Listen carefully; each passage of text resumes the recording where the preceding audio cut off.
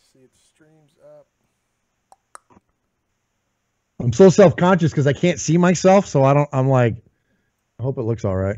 I gotta remember not to pick my nose or nothing. You know what I mean? Like that would help. None of your normal behavior. Yeah.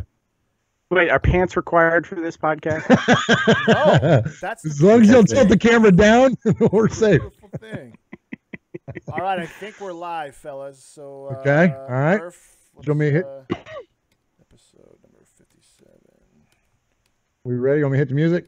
Let me update it real quick. Live recording with Kevin, the Raider Nerd, joining us for Sea of Fans Mailbag. Hold on one sec.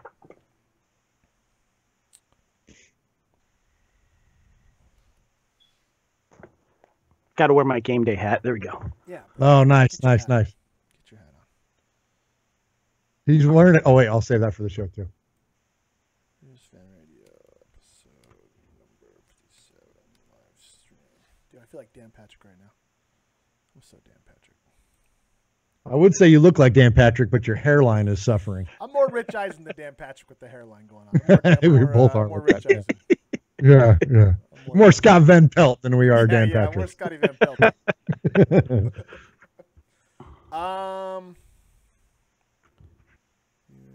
All right, I think we're gold, dude. I think. We ready? Try to go to our YouTube channel, see if it's up there before we kick the music on.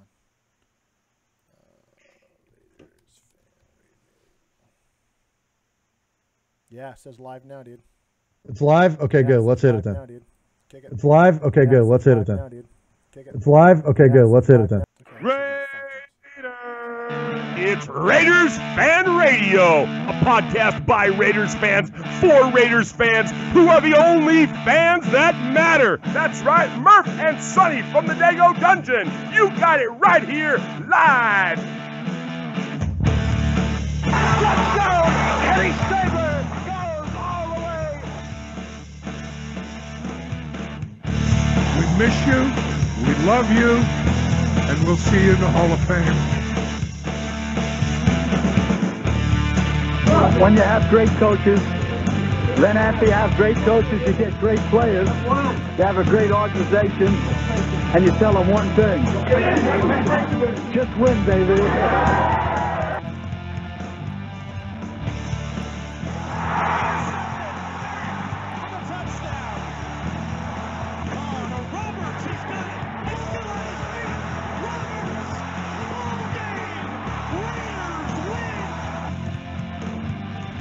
I love this team. I think this team can win.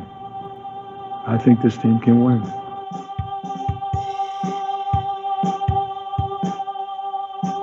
Well, I think this team can win too, Al. And if the Raiders hope to have any playoff hopes after next week, they need to continue to win against those pesky chefs out there in Kansas City. Welcome in to the first ever live video stream recording. That's right, we're going the likes of Dan Patrick and Rich Eisen with episode number 57 of Raiders Fan Radio. That's right, this is the, which player, Murph? Which player is this? I don't know. Did we talk about that yet? I know you got to figure it out. Let's say this then. Let's go Violator. Yeah, let's go Violator because I think he didn't even think of that. I'm going super fan, man. I'm going Violator. Okay, nice call. I Nice was going call. Jerry Robinson. But I'll go Jerry Violator. Robinson, great player, but Jerry Robinson's never been on Raiders Fan Radio. That's true. Violator has. You know? So this is episode 57. This is the Violator episode. That's nice. A good friend of the show, the Violator. And Josh, we have I have so many screens going on right now. I don't know what to do first. We got a guest host. We got another guest host. We enjoyed it last week so much with Kevin from Raider Ramble.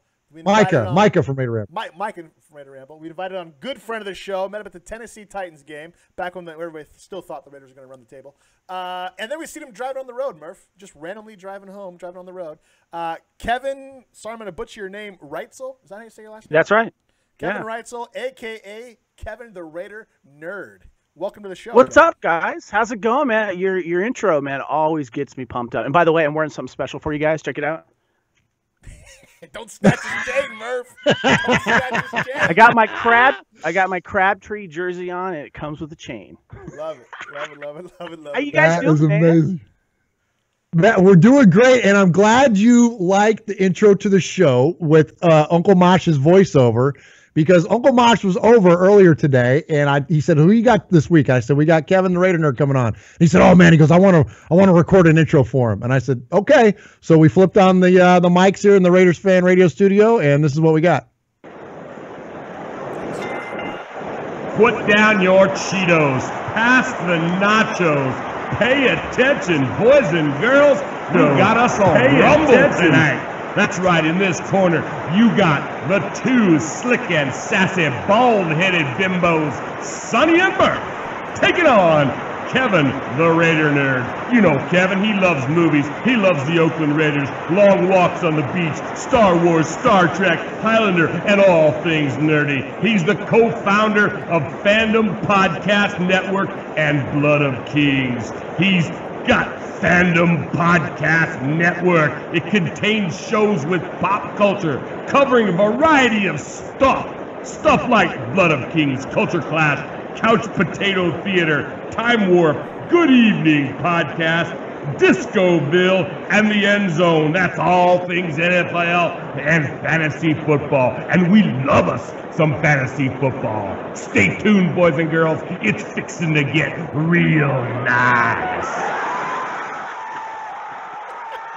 Hey, is Uncle Mosh adopting, man? That was fantastic, man. Oh, thank you. Beautiful. Thank you. That's Thank beautiful. you. I am Beautiful. honored. You know, Uncle Mosh, I think he found his calling, Murph. I think he found his calling. Don't you think? Yeah, no voiceovers for podcasts. Yeah. It's a free gig, and you don't do very much. You just gotta sit Thank around and you talk. so much. But Thank man, you. it works for him. Works good. All So right. Kevin, did we miss anything there? Tell us a little bit about what you do. Tell us where folks can find you. Tell us about your Raider fandom, all that good stuff.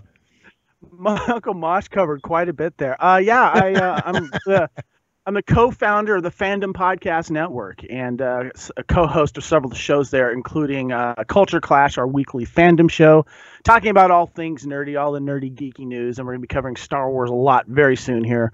And I'm also the co-host of Blood of Kings, our Highlander podcast, which I don't know if you guys know this, but the John Wick director, Chad Stahelski, he's going to be helming the new Highlander film after he finishes John Wick 3. So we're really excited about cool. that. And Those we are also, great movies. Oh, I just watched those for the first time recently. They're fantastic. Love John movies. Wick. So I'm really excited about that. Also co-host Disco, which is our Star Trek Discovery and Orville podcast. And we got other great shows on there, like Uncle Mosh said. We got Couch Potato Theater, where we celebrate old movies we like to watch on the couch. You don't get up for. Time Warp, looking back on fandoms. Right now, we're looking back at all the movies of 1987, 30 years ago. Feel old yet? Yeah. and of course, we got Good Evening, which is our Alfred Hitchcock podcast. And of course, as you know, End Zone, our weekly football look back. We look back on the recent games and look forward to the next one. And we give the best mediocre fantasy football advice. So what is it like now? Look, it's easy for me to do a football podcast because my cousin and good friend Sonny is a diehard Raider fan. Your co-host is a Chiefs fan. How do you do that? Yeah, I love Kyle to death though, because when it comes to the nerd stuff, we are like this, and we get each other. But when it comes to football, man, and those weeks that we play the Chiefs, which happens to be this week, it gets interesting. But Kyle's a good guy. He's just got one major, huge flaw. Well, Kevin, appreciate you joining us. Where can people find information about your show on the interwebs? Just look Fandom Podcast Network. Obviously, we're on Facebook as well, and you can find that also on Podbean.com. That's where you can stream all of our shows, and you can find me directly on Instagram and Twitter at Spartan_Phoenix, and that's a Demolition Man reference in case you didn't get that. So remember Demolition Man? Remember that? Yeah. And I remember we talked before, and you said you knew what the shells were for, but you weren't going to tell me. No, no, I'm in the know. You're not. You just got to keep guessing. Murph, I don't know if we can keep going unless I know what the shells are for. We might have to cut that short here. Don't you like wipe your culo with those things or something? How? They're hard. Anyway, all right. Free seashells. Let's get into this here. So, Kevin, you're going to join us for the Sea of Fans Mailbag, which is where we listen to callers from around the country. They call in. They give us feedback about the previous game. And we just talk about it, and the Raiders in general. So usually Murph will play the call. He'll lead into it. I'll give a comment on it, and then it goes back to Murph. So this time he'll lead it in.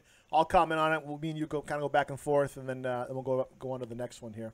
But before we get into the Sea of Fans, Uncle Mosh every single week does a brand new voiceover for where people can find out more information about our show. And I think, Murph, you have the latest edition of that right now, don't you? I do, and in fact, I'm going to have another one to follow up with after that. But here's the first one. Hey, boys and girls, this is Uncle Mosh. That's right. Somebody actually claims Sonny and Murph. These two. Check them out on their website, RaidersFanRadio.com. You can friend them on Facebook at Raiders Fan Radio, or you can like their fan page at Raiders Fan Radio Podcast. Hey, I don't tweet. I don't even know how to use a Twitter, but they do. You can tweet them at Raiders Fan Radio. Call them. Leave a voicemail if you want. Go old school. 909-345-3346. That's 909-345-3346. Hey, do this. Please subscribe and rate Raiders Fan Radio on iTunes. You can listen to the show on all podcast services like Stitcher, TuneIn, Podcast Addict, and many, many more. Okay, am I done? Did I say all the stuff I was supposed to say? All right, I'm out of here. All right, thanks again, Uncle Mosh, for that lovely intro music. All right, Murph, we'll jump into Sea of Fans Mailbag. After that, we'll go into 3 reasons. I'll give 3 reasons why the Raiders could lose to the Chiefs. And then you'll give 3 reasons why the Raiders should throllop. I just made up a new word, wallop and throttle. Should throttle. Sounds like a good one. That's a good one. Should throttle the Chiefs this week. And then after that, I believe you have a black hole. I do. 2 of them. Of the internet that you're going to share with us. And then we'll see how it goes from there. So the pause is important. All right. Yes. Yeah, it's all about the comma. Well, all right. Let's talk about the game. Well, you want to talk about the game real quick, or you just want to go into the Sea of Fans? It's up to you. It's up to Kevin. What do you want to do, Kevin? You want to talk about the Chiefs game? I want to talk about the game first. Okay. Talk about the game. So, Kevin, good win, bad win, it doesn't matter. What do you think? It was a good win, but, you know, one of my biggest pet peeves of the Raiders, and I can't even remember the last time that they put their foot down on their opponent's neck and ran away with the game. And we had a chance to do that this game, and they kind of let him get back in. And what's up with Jared Cook? I know he got hurt a little bit, came back to the game. Man, he should have been the leading receiver for that game. Yeah, I don't know if they took him out and focused on Walford, but it definitely seemed like he was irrelevant for the game. I heard earlier today that he got hurt, and that's why he wasn't featured in the game. Were you expecting to see more of him? Yeah, definitely more targets. Even before he got hurt, there was still a lot of game time to be played, and I don't know what was going on there. But to me, Carr looked a little off to me, but at least we had the running game going. The defense was playing pretty well for a while there. It was nice to see Lynch start out big, right? Like I think he had the first 3 carries of the game, a couple yards, and then hit that 51-yarder. I think he got hurt. But then after that, it seemed like the offense kind of just sputtered. Luckily, the defense seemed to be playing with a little more intensity, if you will. I read a good article today from Jerry McDonald from the Mercury News, and he made both points. He said the defense has been playing better over the last 2 weeks, but we've also been playing Paxton Lynch and Geno Smith. So it was a tempered reaction to it. It was a tempered, yes, they're better, but easy. They're not the greatest thing since sliced bread yet. And he also made the point, we're going to find out how good this defense is real quick with Alex Smith, Dak Prescott, Carson Wentz, and then Josh's favorite, Phillippe Rivers, the next 4 weeks. Worst. What do you think? Most overrated quarterback in the history of quarterback. Kevin, do you think the defense has made great strides, or is it more of just Paxton Lynch and Geno Smith? I think it's a little bit of both, but I mean, for the defense to kind of get back on track and build some confidence, it's nice to play against teams that aren't, I'm going to say, elite. You got to kind of get in a rhythm, and I think after losing Ken Norton Jr., they're having to try to find that. And I think on teams that aren't good, you got to kind of build on this stuff so that when you start to come across some important divisional challenges and some other good teams, then that's a good thing to do. So, but I want to ask you a quick question. When Marshawn was running for that touchdown, did it look like he was losing steam at the end, or do you think he pulled off on the gas a little bit? He's 31. I don't know. Me and Josh ran 40-yard dash at Vanderbilt not too long ago, and I'm still recovering from that. So, you also recovering from peeling an orange earlier this afternoon too. That's true. I had to take an extra break at work because of that. Probably a little bit of both. I think he just ran out of gas, man. I mean, 50 yards when you're 31 full pads, that's a lot to do for anybody. And this was the first time he's gone over 100 yards since he got out of retirement. So he was the workhorse. It's now in the season where he's going to be expected to be more of a workhorse. I heard he got injured during the tackle, that he kind of slowed down, got hit, wasn't expecting to get hit, and pulled a hamstring or something like that. So I don't know. I think jury's out, but it did. Don't you feel too like they also seems to like they have him on a pitch count? Seems like he comes out for a series and then he takes a series out. Like he's kind of in and out of games a lot more than what you would typically see as far as, I hate to call him a feature back, but you know what I mean? Somebody that's that prominent of a player in your offense. And also too, while we're on the subject of Marshawn, we got to give him props, man. I mean, we've given a lot of criticism to Marshawn on this show, and rightfully so. And I don't think Sonny nor I would take any of it back. That I think all of it during the times of when it happened was all fair. But that all being said, I'm also willing to give the credit to, and he literally carried the team offensively to get it going this week, and it was huge. He doesn't have to, run for 1,400 yards this season and score 30 touchdowns to be an impact player on our offense. When you're talking about a team that's down like the Giants were, and for where they were vulnerable, he was perfect in this game. And I can't say it enough how thankful I am that he was there. And it's like it hadn't. The things when it was going wrong or it wasn't there and the productivity wasn't there, the team, they never let up, right? Like they, at least if anything, they're staying to that, and now it's showing up, and this is really when we need them most, right? Late in the season, like this was a really good thing that probably was big picture wise meant a lot more than just his 100 yards in this particular game, because this is what we're going to need to win in Kansas City, right? Like this is the kind of stuff we're going to need to go on the road and win these big games, to win, to beat the Cowboys and to beat the Eagles and talk about playing in Philly on Christmas. We're going to need a heck of a running game, and so hopefully this is that starting to now show up and that starting to blossom. So big props to him, man, for carrying us this week. This is what we had expected, though, wasn't it? We had expected early on in the season, I remember we both said 800 yards, 12, 14 touchdowns. He was going to have a lighter load to begin, and then as the season got tougher, as we got deeper in the winter and the playoffs, he was going to be the workhorse. He did kick butt. The thing I didn't like, though, was it seemed like at some points in the game, our offense wasn't moving unless Marshawn was in the game. Like, we weren't running the ball effectively. How many times did freaking Richard put the ball on the ground, right? It seemed like every other time he turned ahead, either him or Holton was dropping it, right? And so it seemed like, to a certain degree, we weren't moving the ball without Lynch in our offense. And so, last year we were great without Lynch, didn't need him. And then this year, now all of a sudden, now we've hampered ourselves to where we can't move the ball without Lynch. But all that said, we still hold on, though. Is that we hampered to where they can't move it without him, or he's just that good that he's the one that's actually creating the – you know what I mean? Because you're right. Richard nor Washington – against the Giants, we couldn't move the ball. We needed Lynch that bad against the Giants. Dude, and even in this game, Kevin, would tell me what you think. Our offensive line did not get the consistent push up front that we would have liked to see him, right? I mean, how many times did even Marshawn get stuffed in the backfield? Guys like Osemele are getting pushed back. I mean, that was crazy. Yeah, it seems like a lot of similar plays running up that gut right there, trying to break some tackles. It just wasn't happening, And then finally, I think he moved to the left or the right. But yeah, you're right. That offensive line wasn't helping.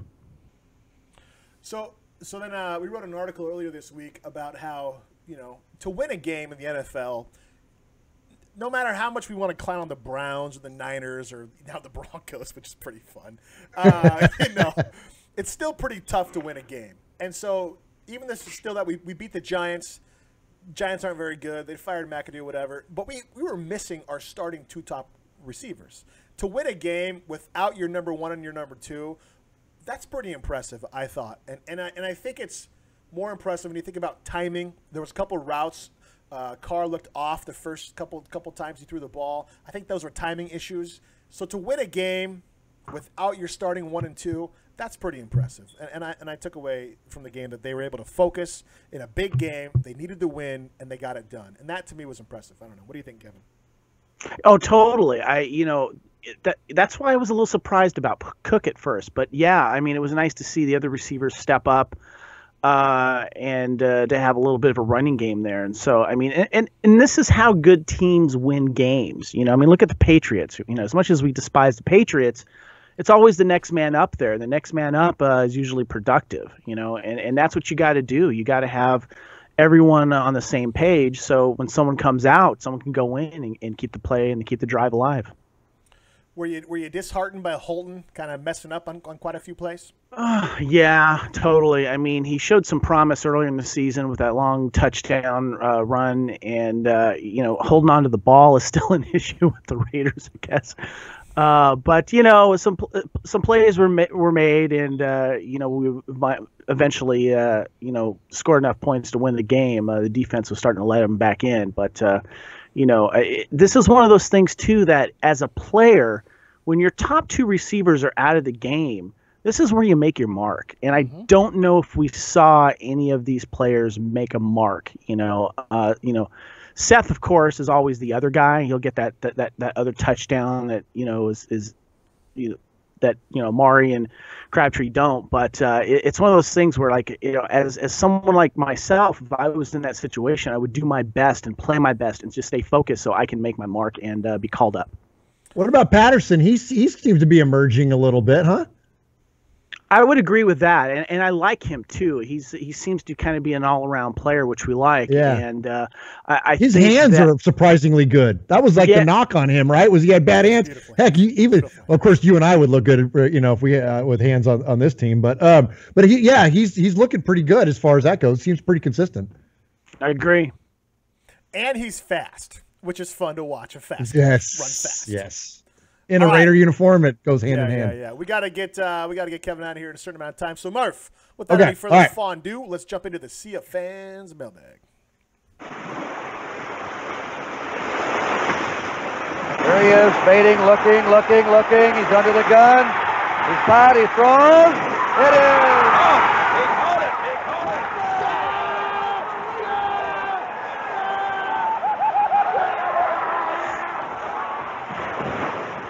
All right, as we jump into the Sea of Fans mailbag this week, we might as well call this the Sea of Made Men, because I think every single caller, except for our first caller, is a made man here on Raiders Fan Radio. Excellent. And so we welcome in the first caller, though, is first-time caller Kelly from Sioux Falls.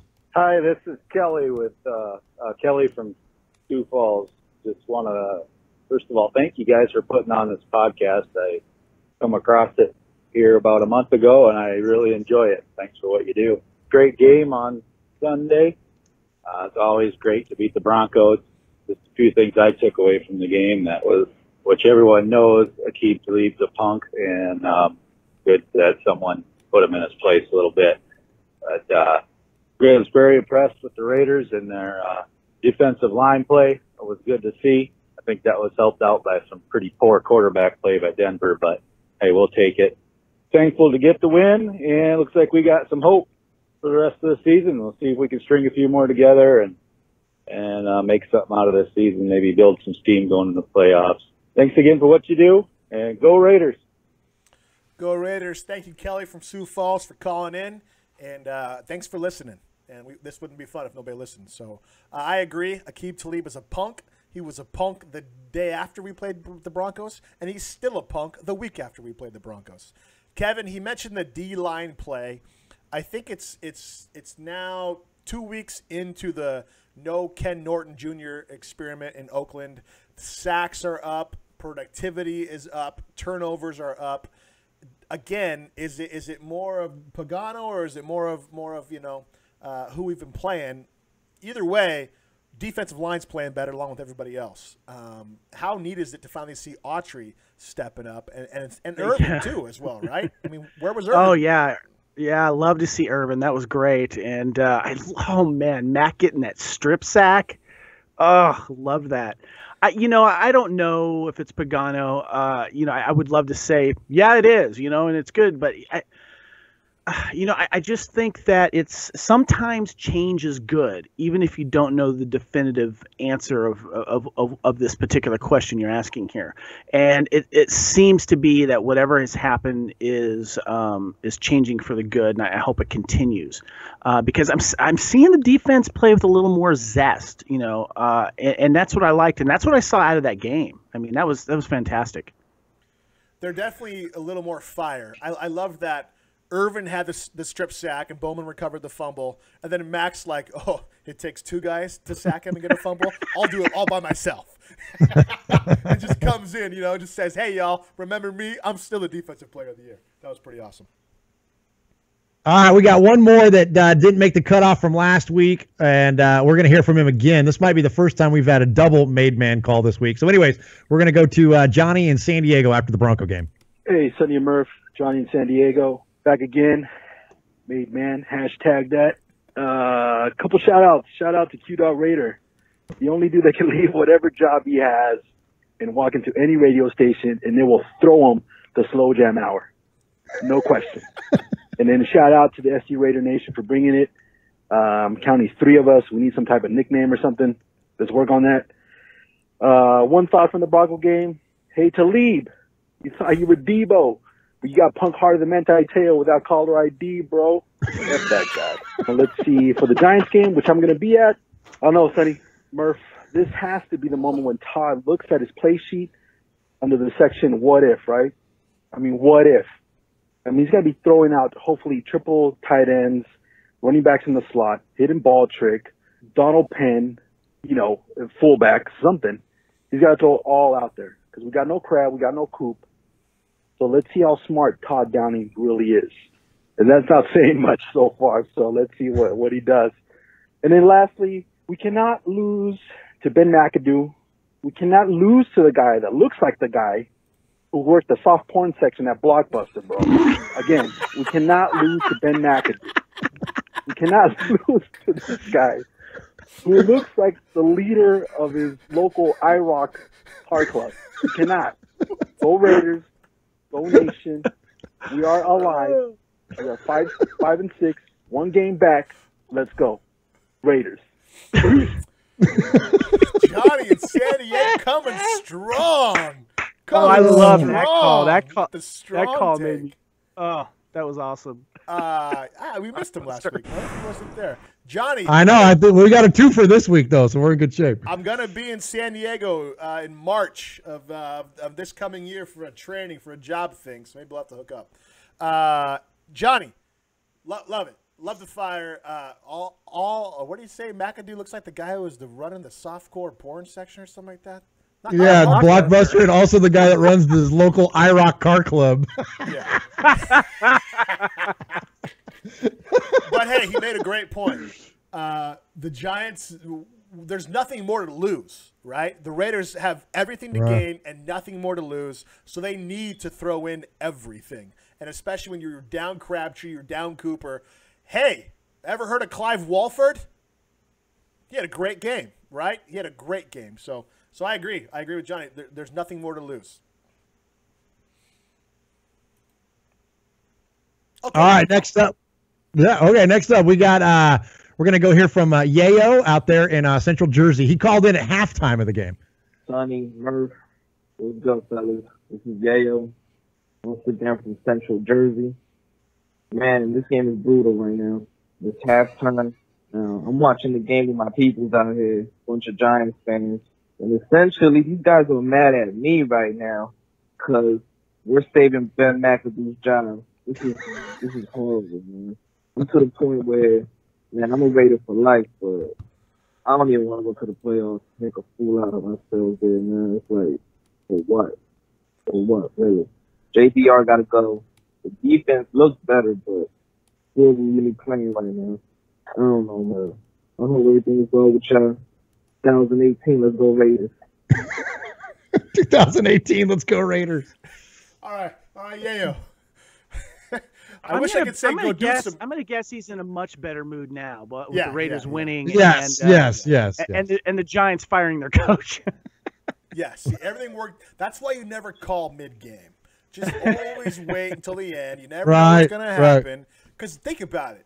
We talked about Mac's strip sack earlier in the show. If that doesn't happen and the Giants score a touchdown, it was 14-10 at that point. And think about the momentum. That's what I think. I mean, football is so much momentum. Mac doing that saved the game, essentially, I think, because that saved momentum. Geno Smith completes a touchdown pass. He has confidence. Giants are fired up in the locker room. We're going in there saying, what the hell's going on? And Giants may come out and, we only won by a touchdown. So Mac doing that saved it. So if anything, halftime should have been happy. Yeah, you're not living up to your name. Your name should be hyper having fun. Like, wait till the end to call next time. I don't think JDR is going to go anywhere. He has a 4-year contract. I don't think Mark can afford to pay him to get rid of him. I just think we need to bring in some more high-caliber coordinators. Kevin, a big controversy or a big topic of debate, especially during the losing streak, was does JDR need to go? No, absolutely not. I'm sorry. If Marvin Lewis can still have a job after how many years he's been with Cincinnati and not winning a playoff game, no, I don't. Jack Del Rio, I think, is our coach and should be for a while. He, as you just alluded to, he needs some help, and that's his job, and that is, that's Reggie's job to find those people that can help, and it might take a season or two to kind of figure out who they can get and gel. But Jack Del Rio, I think he should stay. Yeah, I don't think we have. All right, next up, we're going back out to Jersey, and we're going to hear from Chuck. This call was Chuck didn't call in a halftime. He waited till the 2-minute warning. What's up, guys? It's Chuck. I'm jumping the gun a little bit. It's just about the 2-minute warning. This game's out of reach for the Giants. I got the whole crew with me tonight, so let's take it.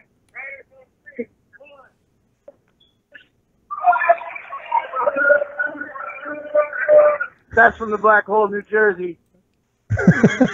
Kind of got muffled there, but Chuck had his whole crew there. He had the New Jersey chapter of the Black Hole cheering for him. I believe at the Irish Cottage Inn is where they all get together. So thank you to Chuck, and thank you for the Black Hole, New Jersey, for calling in.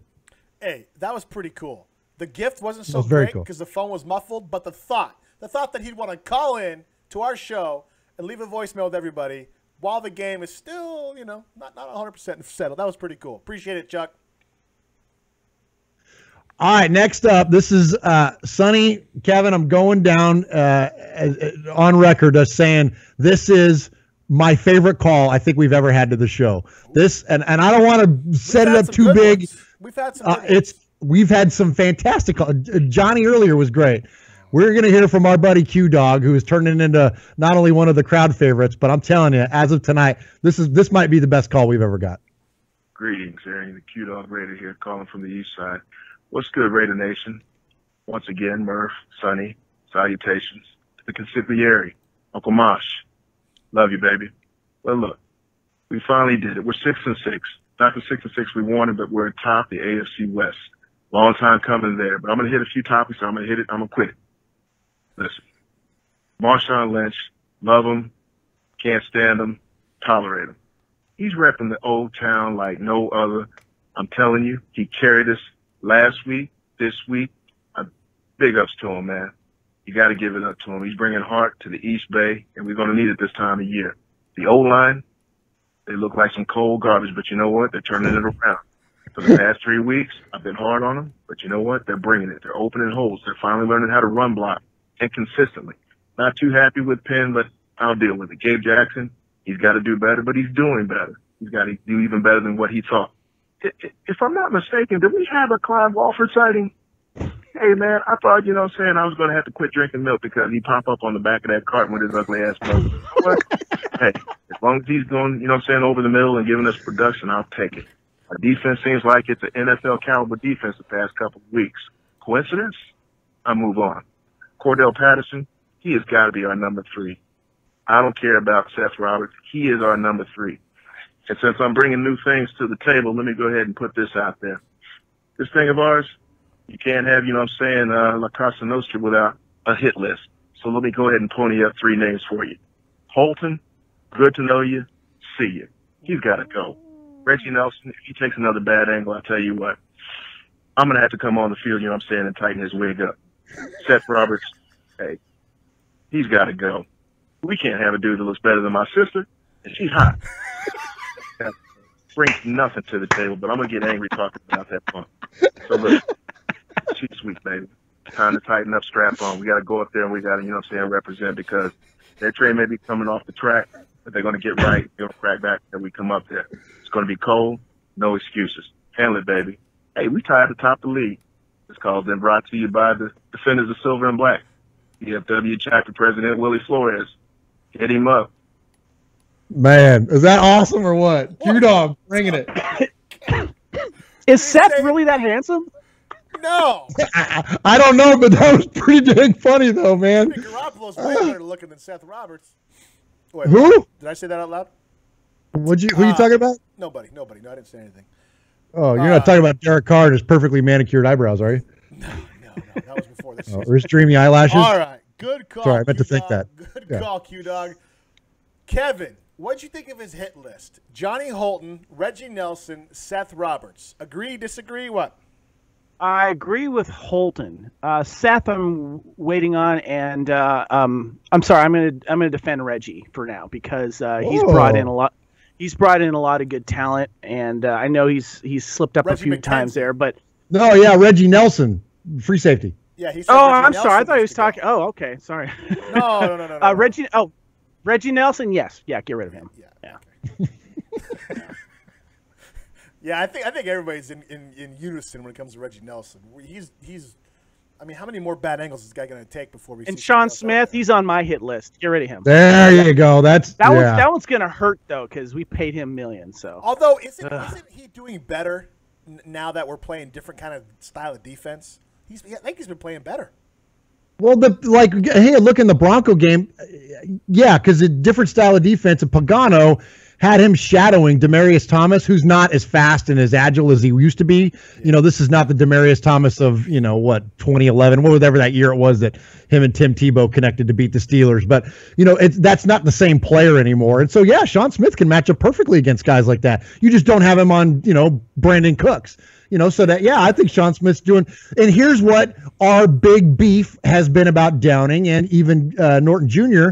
To date this year is that instead of taking your scheme and trying to plug players into your scheme, develop your scheme around your talent. And what do they do well? Well, Sean Smith can handle man coverage just fine as long as he's not matched up against, little quick guys. Put him on a big guy like Demaryius Thomas who doesn't run a 4-3 anymore. He's fine. I thought it was, yeah. So I think Sean Smith is definitely better. So we'll see. We'll see what happens once we, start getting guys back from injury. Did you guys notice, Emerson was supposed to be cleared this week? Did he get a lot of playing time? Did I just miss that? Or did I see Dexter McDonald and all those guys back, right? Emerson was out. He was out with injury. Yeah, so so we're getting him back. That's going to definitely give us some more depth. I thought he was coming back this week, but I guess he was a late scratch, huh? I'm not sold on Patterson being the number 3 just yet. I do like that he stepped up quite a bit. He had 4 catches on 4 targets. Walford had 4 catches on 4 targets. Roberts had 5 catches on 6 targets. It seemed like those 3 guys carried us. And then you have Holton, 3 catches on 7 targets. Holton's kind of weird. Like, up until this game, he just had a couple great plays every few games. And then when we actually needed him, he still scored the winning touchdown, if you think about it, that crossing route that he almost fumbled going into the end zone. But that turned out to be the winning touchdown. And then he had that killer back shoulder catch on the sideline where he toe-tapped it. That was beautiful, man. So it's like he does these great things, but then he has these bonehead plays. You know what I'm saying, Kevin? Yeah. Not counting this game, I think Cook's number 3 and Patterson's 4. Cook just had a bad game, but I think he's definitely number 3.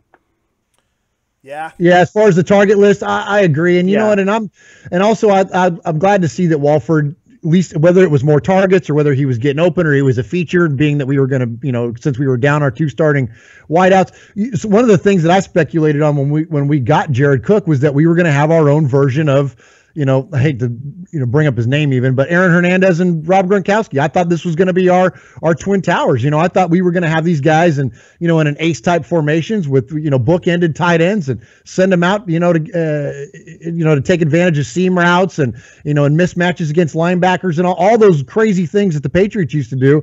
I thought there was an opportunity for us to do this. I mean, this guy came from the University of Miami, which is they're known for the running backs, their secondary, and tight ends, man. You look at the guys that have come out of the universe, Bubba Franks and Jeremy Shockey and and this guy, Clive Walford, was the leading tight end in the history of that program. So the guy's got pass catching ability. He's got that talent. And so for whatever reason, it's just never come to fruition in the NFL. And I still think there's hope for him. And so I'm glad to see that he showed up. And hopefully this is something that Todd Downing sees now and decides to take advantage of it. Because tight ends are a matchup problem enough as it is, let alone if you got 2 of them. I mean, how often do you see that second tight end that's a threat? Oh my gosh, man, those guys can go off. So I think it was encouraging. All right. Cook. Good. Cook for the game, 5 targets, 1 catch. Just saying. Wow. Yeah. Wow. And what was Walford? Do you have his stats handy? Walford was 4 catches on 4 targets for 57 yards. That's beautiful, man. That's perfect. That's your second tight end. I hope this is something the Raiders start to lean on. So, all right, next up, we're going to go to all made men from here out. Red in Yakima, Washington. Sonny Murph, Red up here in Yakima. That was a good win. We needed that. Kind of hoped it was a for sure win. There for a second, they're showing some fight in them. But anyways, we got the W. I think I'm correct, but I think this is Lynch's first game, 100 yards. Had like 150 yards for scrimmage. That was nice. If he could play like that every game, that'd be good. Defense is pretty much what I expected. Mediocre. We held down for the most part, Cordero Patterson had that nice big play towards the end that pretty much locked it up for us. That was nice. We needed that. Yeah, I thought we played good for being without our 2 best starting receivers. Hopefully next week we could take down the Chiefs and just take over the number 1 spot in the division. Come on now, we deserve it. Let's keep fighting for it. And I think we got it. I think back in week 5, I think Boomer Esiason said that we were going to sweep December. Well, we got the first game done with. We'll move on to the next game. And I think we got it. And go Raiders. Appreciate the call, Red. Kevin, he touched on a couple different things. Lynch, first time he's been over 100 yards since retirement. He also called the defense mediocre. The Giants came into the game averaging 15.6 points on offense and ended up scoring 17 against us. What I thought was the bigger part, the thing that played a bigger difference, though, is the key plays at key times. The Irvin sack, the strip sack that occurred when the Jets were driving on our territory, the Mack strip sack that occurred when the Jets were driving in our territory deep. Did you think the defense was mediocre overall, or do you have a different take on that? Because of those plays, I'm not going to call them mediocre for that game. I think they did step it up. And you have an excellent point. They were able to change the momentum with those plays and were able to keep the game in check to a certain degree. They have been mediocre to bad recently, but this game I'm going to give them a little more credit. All right, Kevin, we got to get you out of here. It's a little bit past your bedtime. So again, Kevin, the Raider Nerd on Twitter at Spartan_Phoenix. Appreciate you coming in. Real quick before you go, just tell everybody again your podcasts and where they can find that out as well. Yeah, that's one of the reasons why I got to go. I got a podcast we're doing. We're doing a Discoville. We're talking about the latest episode of Orville. Look for us, the Fandom Podcast Network. Obviously, we're on Facebook, and you can find iTunes and all the other podcast catchers, and check out all of our other pop culture podcasts. We have a lot of fun over there. And Murph says that he wants to get on talking about Star Wars. We're going to be talking a lot about Star Wars coming up. Man, I love it. I'm a nerd for the wars, man. So if you need somebody, I'm your man. I just want to say thank you guys so much for having me on. I listen to you guys every week, and I really appreciate what you do for the Raider fans. Hey, appreciate you coming on, Kevin. It's good stuff, man. All right. Absolutely. Great to have you on. We'll have you on again for sure. All right. See you guys. All right. See you, Kevin. All right, Sonny, we got 3 more calls here. We'll work through the Sea of Fans mailbag. Again, keeping the Made Man theme going. We're going to hear from our buddy Dakota Raider. Sonny Murph, this is Made Man, Dakota Raider. What a great win over the Giants today. I mean, the way the season has gone, I can't believe that we find ourselves tied for first place in our division. I don't think we get a wild card. So, I mean, to get to the playoffs, we have to win the West. If we get a win at Arrowhead, I mean, the sky's the limit. You know, I think Derek Carr is just a quarterback to maybe get that done.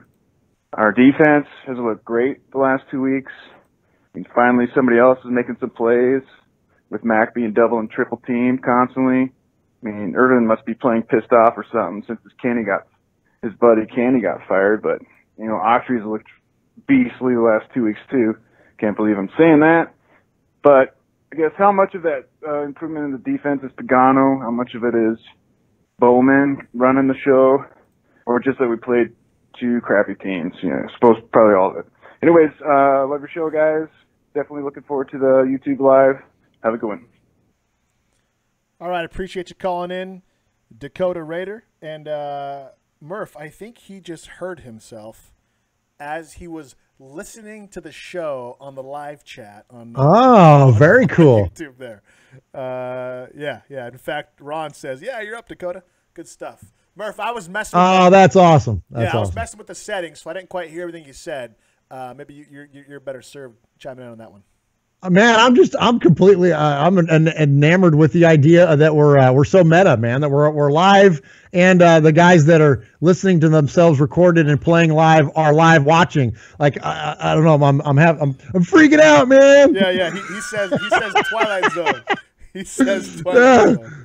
That's really cool. Podcastception. There you go. Well, I think the sentiment of, look, we're in first place, right? And it's not the first place we expected, but it's the first place we got, and so I'm thankful for it. I mean, it's weird, right? We're 6-6, and we're sitting here tied. And people want to say that, this tiebreaker and that tiebreaker. All the tiebreakers shake out. So as of right now, to me, the only thing that counts is the record. And right now, we have 3 of us have the same record and at all quote tied for first place. So while technically, if you follow the tiebreakers, then we're not. But the tiebreakers won't matter. Well, they will matter, but they don't matter now because we haven't finished out the season. So 6-6, it's first place. All they got to do is keep winning, and we'll have a shot to stay in this thing. I forget which caller it was earlier that alluded to. Might have been Red. Look, if they make it, what are we going to get if we make the playoffs? Yayo. Or maybe it was Yayo. It was Yayo. Okay. So, I mean, what are we going to get if we do make the playoffs? Well, I don't know. Is it any worse than it would have been last year? Yeah. Like, even though we cooked our way to getting our butts kicked against Houston, it was still a playoff game. So, I would rather see a healthy Derek Carr in the playoffs, make his first playoff appearance. Look, we may go in there and get smoked, but, just the idea of him being able to play, I think, is huge. And look, what if it's against like the Titans or something? We know we can beat them, so it's, look, you never know who you're going to play. Now, they're going to be a division winner. They're not going to be a wild card, so they're not going to necessarily have to play because the lowest wild card plays the highest division winner, and so we'll kind of be in there in the middle. So we might end up playing Tennessee, or maybe Buffalo even. How cool would that be to get Buffalo back in Oakland, and get our shot at them again? So I don't know. I'm okay with it. Again, first place is first place. We'll take it no matter what it looks like. Remember, was it the 07? Was it 2007 when the Giants squeaked into the playoffs and Yeah, 9-7, dude. Yeah, and ended up beating the undefeated Patriots in the Super Bowl, right? Yep. Wasn't that the year? Yep. So I'm pretty sure they were 9-7 that year. Yeah. Yeah. And or if they weren't, it was pretty darn close. Seahawks same did thing. it a few years ago. They were 9-7. Like, it doesn't matter. It really doesn't matter how you get in. It just matters if you get in, right? Like, think back to being a 17-year-old high school boy again, right? Like, it doesn't matter how you get in the playoffs. As long as you're in the playoffs, that's all that matters. As long as you close the deal. And so when you're into the playoffs, it's that second season, right? That's it. That's you just want to sit at the table so you can have a chance to do some damage. And it doesn't matter when you catch fire, as long as it's right before the playoffs and you can carry that through. And we're built to be a playoff team. We can run the ball, we can throw it when we need to, and we can get after your quarterback. And those are the three things you need to make a run, and we have it. And so if we catch fire now and win the next 4 games, that puts us on a 6-game winning streak into the playoffs. You're telling me that people are going to bet against the Raiders at that point? All will be forgotten the first 10 games in the year. If we rattle off 6 straight victories, get into the playoffs, the Raiders are again the hot, sexy pick. What are you talking about, man? Come on now. That's beautiful. Yeah, I mean, you're right. It's hard to think that would erase. I mean, you think of what we've gone through earlier this year. You think about losing to Washington and losing to the Chargers and I mean, we've just had these monstrous losses, man. And to think that the idea that we could actually erase that, but you're right, we would, because if we win out, then that means we're knocking off San Diego. We're knocking off the Chiefs for a second time, So, and it starts this week. I mean, those last 2 weeks were nice. It was nice to get those wins. But those were pretty winnable games. I mean, when you look at the quarterback play of those teams, the defense of the Giants, those were very winnable games. Now, the next one going to Kansas City, I mean, shoot, when was the last time we won there? 2012? I don't know. People are yelling at me right now on YouTube Live, but we haven't beat the Chiefs twice in the same year since 2012. Okay, that's what I'm thinking of. And when was the last time we won in Arrowhead? Was that then? Might have been 2012, yeah. So whatever it was, I mean, it's been a while. So look, they've had our number here recently. So that's a big deal if we can knock them off a second time. So anyways, all right. Okay. Let's go to Johnny in San Diego for round number 2. Hey, Sonny and Murph. Johnny here in San Diego. Fresh from a 7 to 8 hour drive from Oakland to San Diego. I got into San Diego about 1:30 this morning. But it was all worth it, man. Oh, sorry. # made man. I missed the cutoff last week, but hopefully I can make it in this week. Just a couple things. Oakland makes TJ look like Beverly Hills, bro. Some of those areas are pretty rough. We're trying to save $40 and park on the street. But when we saw broken glass everywhere, we figured $40 sounds like a good idea. But other than that, it was amazing. You could drink on the street. Pretty much, and it's pretty awesome. It's a huge party. A couple things from the game. Great atmosphere, of course. This will be my 3rd game up there. A couple things. Todd Downey, maybe we're expecting too much of this guy. Maybe because he has too many weapons. Maybe he doesn't know how to use them. Because Cordell Patterson, I swear to God, looked like Bo Jackson from Tecmo Bowl.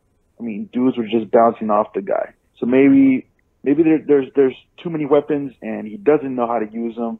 So I don't know, but let's get Cordell involved a little bit more because that guy is a beast. A couple things on the defense, which look pretty amazing. 2 stops right at the goal line and strip sacks. But the DBs, I swear to God, I think these guys are anti-condoms because they never wrap up, dude. It's like they want to make the hit, but they don't tackle. How many times did Giant receivers who are probably 2nd or 3rd team just get away from our guys and just yak it up? Other than that, great experience, man. 3-way tie, New Year's Eve in LA might be just epic, bro. But go Raider Nation. We are there. Keep plugging along. There's something there, man. Let's put it together. All right, peace. Appreciate the call. Appreciate the second call, Johnny in San Diego. You missed last week, but you got in twice this week, so good job. Appreciate you calling in, making the show that much more engaging and fun for me and Murph. Murph, yes, the defense needs to do a little more arm tackling. That's the politer way to put it than what Johnny said.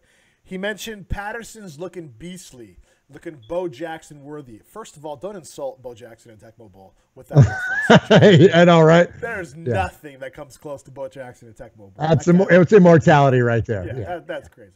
Good comparison, though. Kevin stated earlier that Patterson should be the number 3 wide receiver, Murph. Are you on that bandwagon yet? Yeah, I am. And, I heard somebody this week talk about the skill position players that come out of the University of Tennessee and about how, the University of Tennessee athletes are all linemen. It's the Derek Barnetts of the world and people like that. And I'm like, I thought about that for a minute. I'm like, wait a minute. I'm like, we got Eric Berry, who's arguably one of the best safeties in the league, if not the best when he's healthy. You got Alvin Kamara, who is the freaking going to be rookie of the year. And you got Cordell Patterson, who is on his way to becoming a pretty, stellar offensive player for the Raiders.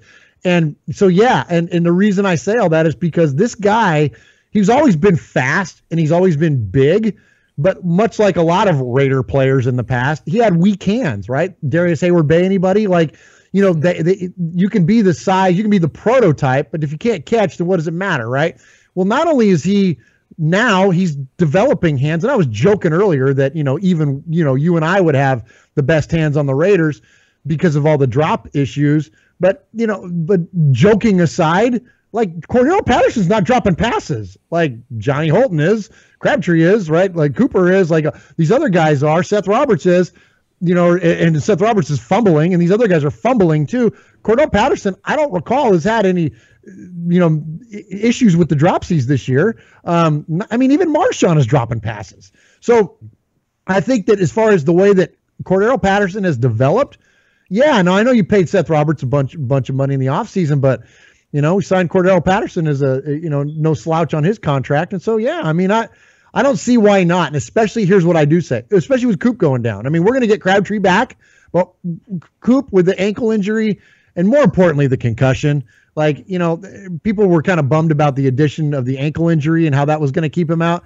Let's keep focused. Let's get the guy's brain healthy first. That's much more scarier of an injury. So let's get that handled. Let's get him back out there when he's healthy. But heck, man, we could be, another couple weeks away from getting Coop back. So there's definitely going to be an opportunity for Patterson to seize that number 3 spot. And heck, man, you never know. We might even see him running with the ones here, playing the way he is. And Sonny, don't you think that if he can be a reliable enough of a pass catcher, look, he's not going to run the route tree that Coop and Crabtree run, right? He's not going to run all the different routes, but he can run enough of them.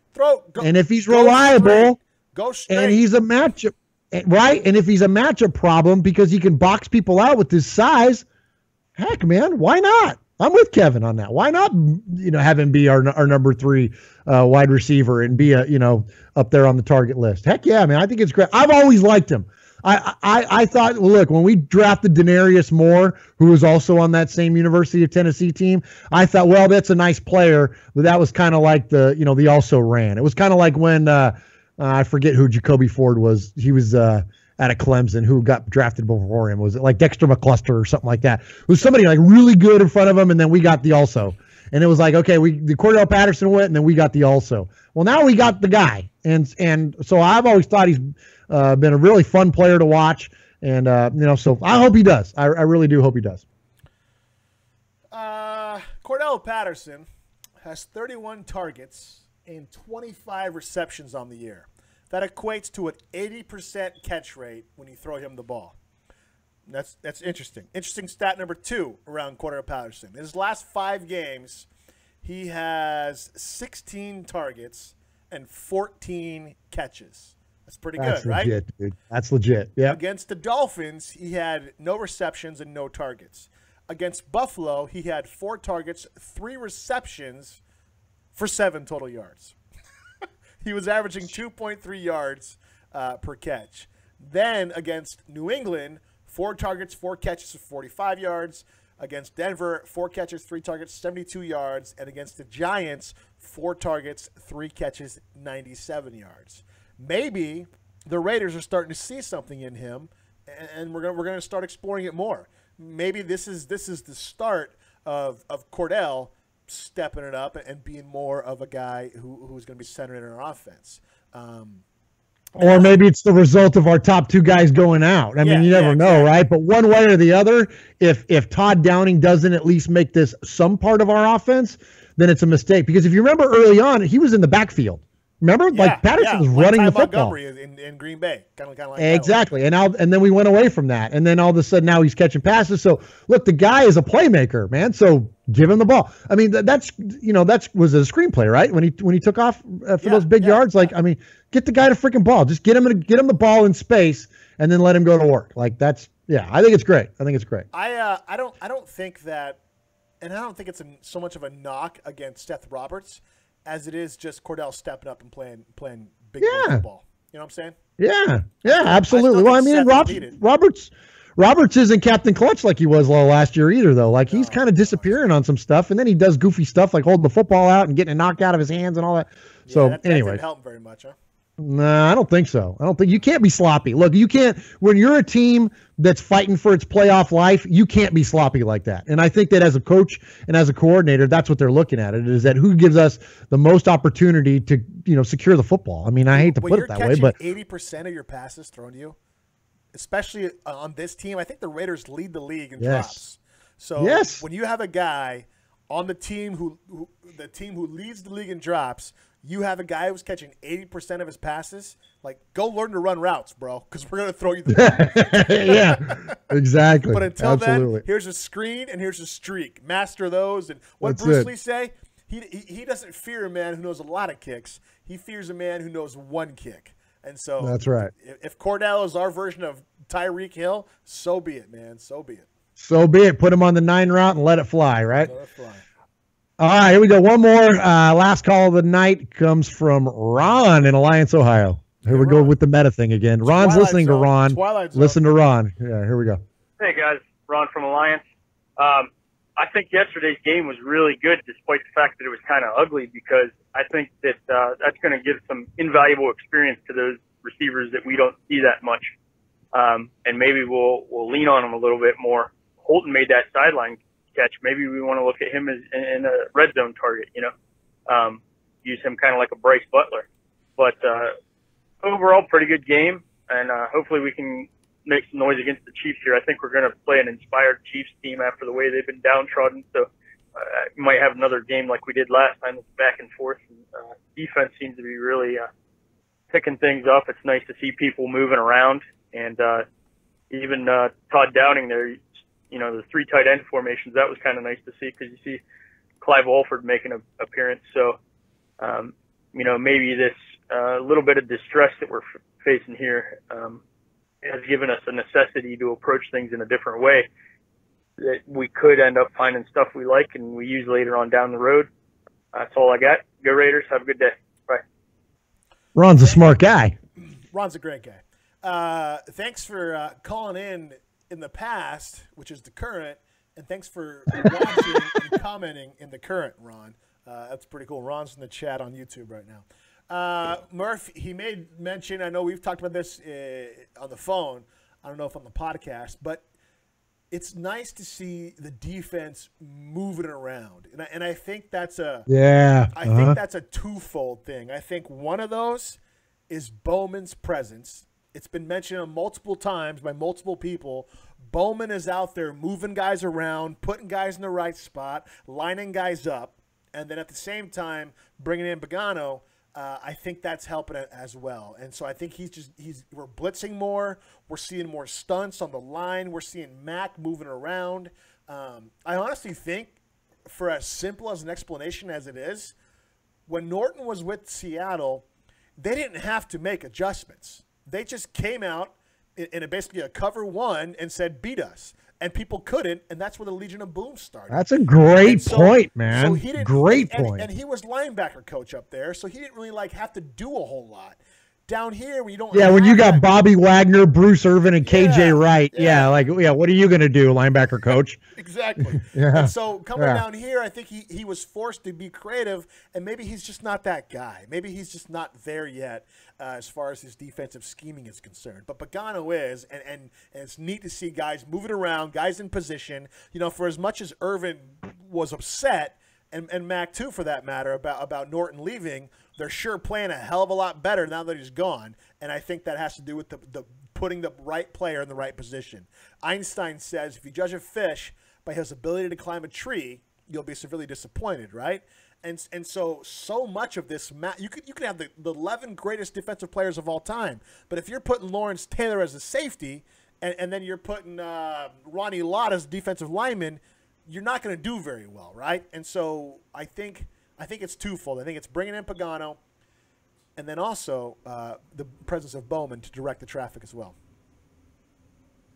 Dude, I cannot build on anything you just said because that's perfect. I totally agree. And you really opened my eyes to something that I hadn't thought about before. And that was, I always wondered why Pete Carroll never chose to promote Ken Norton Jr. And that's been a pretty, widespread topic of discussion is that, well, why, if this guy was all that great, then why didn't he get promoted in Seattle when considering the defense that they had, And so, but that's why I think that's a great point. And when you talk about those guys could man up with anybody. I mean, when you're talking about, and then, gosh, they got the two best safeties in the league. I mean, it's crazy when that defense is healthy. Like right now, they're just a legion of boo, right? Of course, they play great against. Still playing good, right? I know. I say that, and then they freaking, thumped the Eagles last night. So I mean, it's crazy how good those guys are, and just lining up and playing man. And then and that's Al Davis football. If you really want to dig into it, that's Al's scheme, was that play man on the back end, and if you can cover long enough, your pass rush will get there naturally. You don't have to blitz, and so that's what, and so when you look at the guys that they have up front, Michael Bennett and whatnot, they're able to play coverage long enough, and then those guys get the pressure. And I think Frank Clark had a big game last night. So yeah, dude, that's an awesome point. And that does not translate to the way that the Raiders are set up right now. Absolutely not. And here's the other good thing too. And I think this is going to be cool to watch, that there's been a lot of talk, and I'll give Kyle on the End Zone, Kevin's co-host, I'll give him credit. He's a big Chiefs fan, and he was talking a lot about the Chiefs' struggles. And that was you can talk a lot about the Chiefs' struggles, can't you? Well, you sure can. But and here's one of the things that he points out: you can't play man to man against them, because Tyreek Hill will torch you, right? As evidenced by two deep bombs this last week. Yeah. There you go. Travis Kelce will torch you. Like, you cannot line up and cover these guys man to man. But you switch to zone, you switch and you play them cover two, they're a mess. And that's the way that teams are beating them. And so if that now, take that Ken Norton Jr. approach out, that line up, play man, wait for the pass rush to get there. Now we're going to play a lot of zone on the back end, maybe work in some zone blitzes with, Joseph or whatever else. Now, all of a sudden, that's the kind of a defense that can take on the Chiefs. And look, we already beat them once before with Ken Norton Jr. So if we're going to be even that much better, good, then, because we're going to need it to have to go into Arrowhead and win. So not going to get crazy. They've relieved us of the burden of expectation, but things are starting to line up a little bit and work towards a positive direction. So hopefully that will continue forward this week. So we'll see. Hopefully, Murph. Hopefully. So, all right. So speaking of the Chiefs, do we want to we got one from Mosh. Do we want to go to him or do we want to do a break first? A voicemail from Uncle Mosh? Yeah, one of his Raider hater rants. Is it about the Chiefs? It's about the Chiefs. Let's go to break first, and then we'll play coming back in the break. Sounds good. You're listening to The Violator, and I'm live on Raider Fan Radio. Where you at, baby?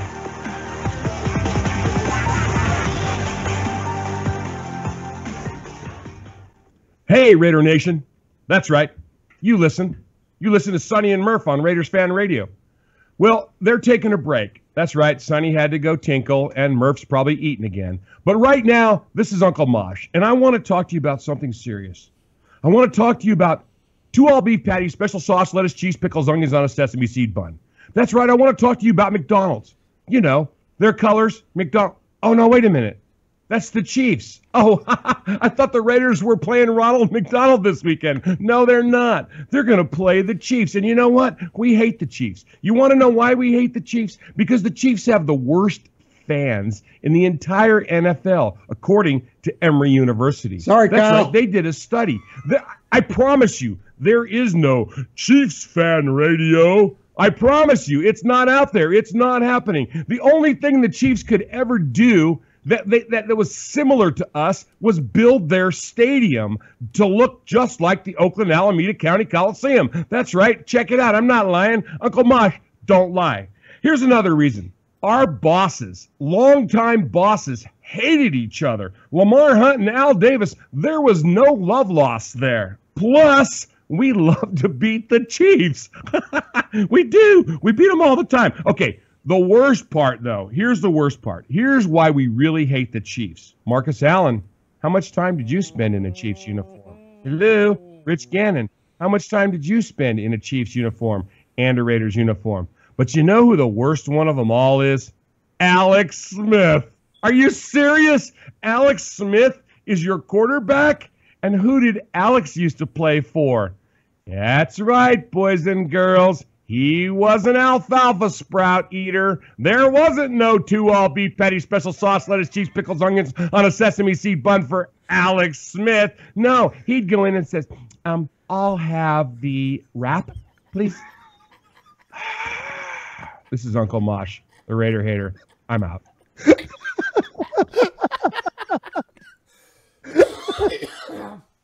He's killing me. He's killing me. He's killing me. It's too dang funny, man. Oh, man. It's the best. Alfalfa sprouts. Alfalfa sprout of the rat.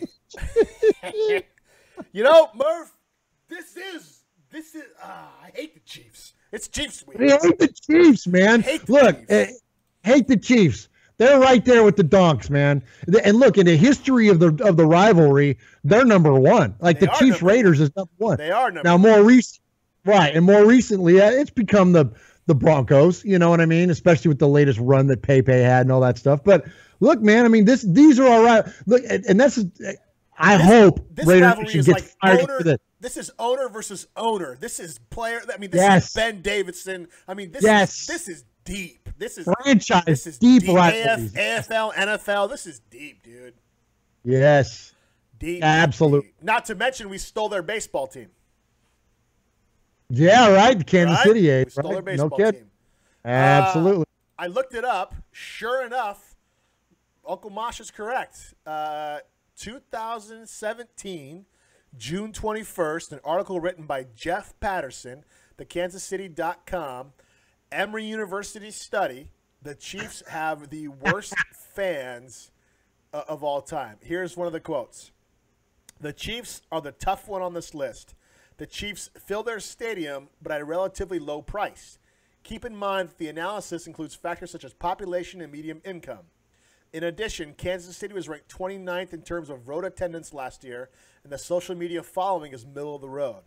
The fundamental issue is that the Chiefs produce these below-average fan-base results while performing well above average on the field.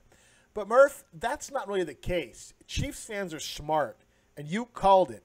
Chiefs fans know that despite the Chiefs always starting out to do great things, what happens, Murph, to Andy Reid and the Chefs as the season goes on? They always fade in the end, man, and sometimes it takes them the first round of the playoffs, but they always fade away. And you called this. I don't know if we were watching the Patriots game or not, but when the Chiefs were 5-0, Raiders were 2-3, the wheels were falling off with the Raiders, and all of a sudden everybody's freaking out. I'm like, dude, the Chiefs are the best thing ever. And you're like, dude, the Chiefs always fall off. And what's happened? They've lost 4 games in a row, Murph. 4 in a row. To the Bills, to the Jets, they lost to the Giants. How do you lose to the friggin' Giants? And they lost to the Cowboys, right? So, that's not a murderer's row of competition there. No, look, well, we've lost to the Bills, and I'm not going to try to pretend like the Raiders are something they aren't. But if this is supposed to be one of the best teams in the league, and you're getting thumped by the Jets, like, dude, they had a 14-point lead in the first quarter. Like, there is no reason the Chiefs should have lost that football game, and they found a way to do it. And I don't know if you watched it. I watched a good majority of it. Yeah, I watched and it. I mean, Josh McCown looks like freaking, Peyton of, 06 out there. It's crazy. It's crazy how they freaking fell off. Their defense is atrocious. Now, look, they got the capability of the explosive plays. When you got playmakers like Kelsey and Tyreek Hill and Kareem Hunt, they are home runs waiting to happen. But their defense is god-awful. They're awful. I mean, they are just awful. So anyways, I don't see any reason why we can't take care of them this week. And look, they're not going to, resurge all of a sudden, because now you got, when you look at that freaking thing with Marcus Peters and throwing the flag and walking off the field. Suspended? He's not suspended. No, he wasn't, and he didn't get kicked out of the game. And so it was like, well, did he remove himself from the game, or did he think he was going to get kicked out of it? One way or the other, this is typical Andy Reid, lose control. Things start getting goofy. Players start doing goofy stuff. And without your veteran leaders like Eric Berry, as I mentioned a minute ago, that's the kind of guy that you have that kind of keeps everybody together, that rallies the troop. You think about the veteran leadership, he's it. Now, there are other guys like Justin Houston, and they have other guys on the defense. But those guys, while they may be leaders, they're not the players they used to be. So they're just kind of a mess on all these different fronts, man. And listen, once you lose that man-to-man advantage with Tyreek Hill and Kelsey, that's it. You're left with Alex Smith, dinking and dunking, and Kareem Hunt fell off. For a while, he was going to be the rookie of the year. Now you got Kamara, who's just, no pun intended, running away with it. I mean, that kid is absolutely amazing. I don't know if you saw his game against Carolina this week, but holy goodness, man, that kid's just watch Raider games. Well, and that dude was number 2 on the depth chart in Tennessee. Thanks, Butch Jones, you moron. But all right, bringing it back. All right, sorry. So we're gonna jump into our 3 reasons why. Why the Chiefs? So I'll give 3. This sucks. I don't even want to say this out loud. I know, right? I'll give 3 reasons in a hypothetical world that the Chiefs could potentially overcome the Raiders if the Raiders do a bunch of bad things and allow the Chiefs to overcome them. And then you will give 3 reasons as to why the Raiders most likely will go ahead and dominate the Chiefs. And you will have intro music, don't you, for us? I do, in fact. Give me one reason why I should listen to you. Give me one good reason. Give me one good reason why I... So you give me one good reason. Give me one good reason. Give me one good reason. Give me one good reason. Why don't you give me one reason? 3 reasons. 333, 333. It's always 333. It's always the same. I can think of 3 real good reasons. 3 reasons. Top 3. Top 3. All right, since I have the Raiders, you go first. Oh, you get the Raiders, and you can call the shots now? I see how it is, Sorry, I'm Lance Corporal co-host now. I've promoted myself. Lance Corporal, all right. The Chiefs are a wreck, Murph. They have lost 4 straight games. They have watched a resurgent Raiders win 3 of the last 4. They've watched the Chargers win their last 3 games. And all of a sudden, the Chiefs find themselves in a tie for first place. At one point in this season, the Chiefs were 5-0 on top of the NFL, including a slaughtering of the Patriots, which we watched side by side. I wouldn't have believed it could happen, so I'm glad I got to watch it, and there's somebody there to verify, yes, this did happen. It's real life. The Chiefs are a wreck. They're a mess, and at some point, you have to believe that an NFL team is going to have pride in what they do, and they're going to step up. Could they lose out? I don't know. Is this going to be one of the worst drop-offs in the history of a team? It might be if they lose out. I don't see them losing 8 games in a row. As much as I hate the Chiefs, it seems like they have too many weapons to let this thing just completely fall through the wayside. So my first reason why I think the Chiefs are going to potentially allow the Raiders to beat them because there's no way the Chiefs can dictate anything in this stupid game, is pride, is NFL man pride. Somewhere in that locker room, somebody's gonna call people out, whether it's Smith or whether it's Kelsey, whether it's Hill or whatever. Somewhere, somebody's gonna step up in that locker room and say, "This is a rivalry game. This is the Raiders. As much as we hate the Chiefs, you got to know they hate us just the same." Yeah. And so this is the rivalry game. Everybody hates everybody, and everybody gets up for rivalry games. And really, Murph, if you think about it, this is a big freaking game, dude. Like, this is a big, big game. It's a playoff game, right? This is a playoff game. 100% playoff game. The Chiefs were 5-0. They have now lost 6 of 7 games in a row. Deep down inside, somewhere, they're reeling. They have to be reeling. And now it's at home against their hated rival who just climbed up to get in first place. We all remember what happened last year or the last game in Oakland with Lynch and Peters and all that. They're going to be out for blood. They're pissed off. They're the pissed off dog in the corner, and they're saying, "You're going to come into our house."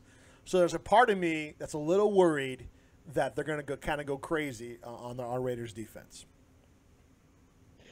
Yeah, that's definitely a concern, and these are the kind of games where, when you corner a team like that, and they're almost have nothing left to play for. Like, I don't mean it like, I know they do, but it's getting to that point. Like, if they do lose again, like they know the sense of urgency, right? Like it's now, they have everything to play for, essentially. Oh, I kind of contradicted myself there, but I think you follow me.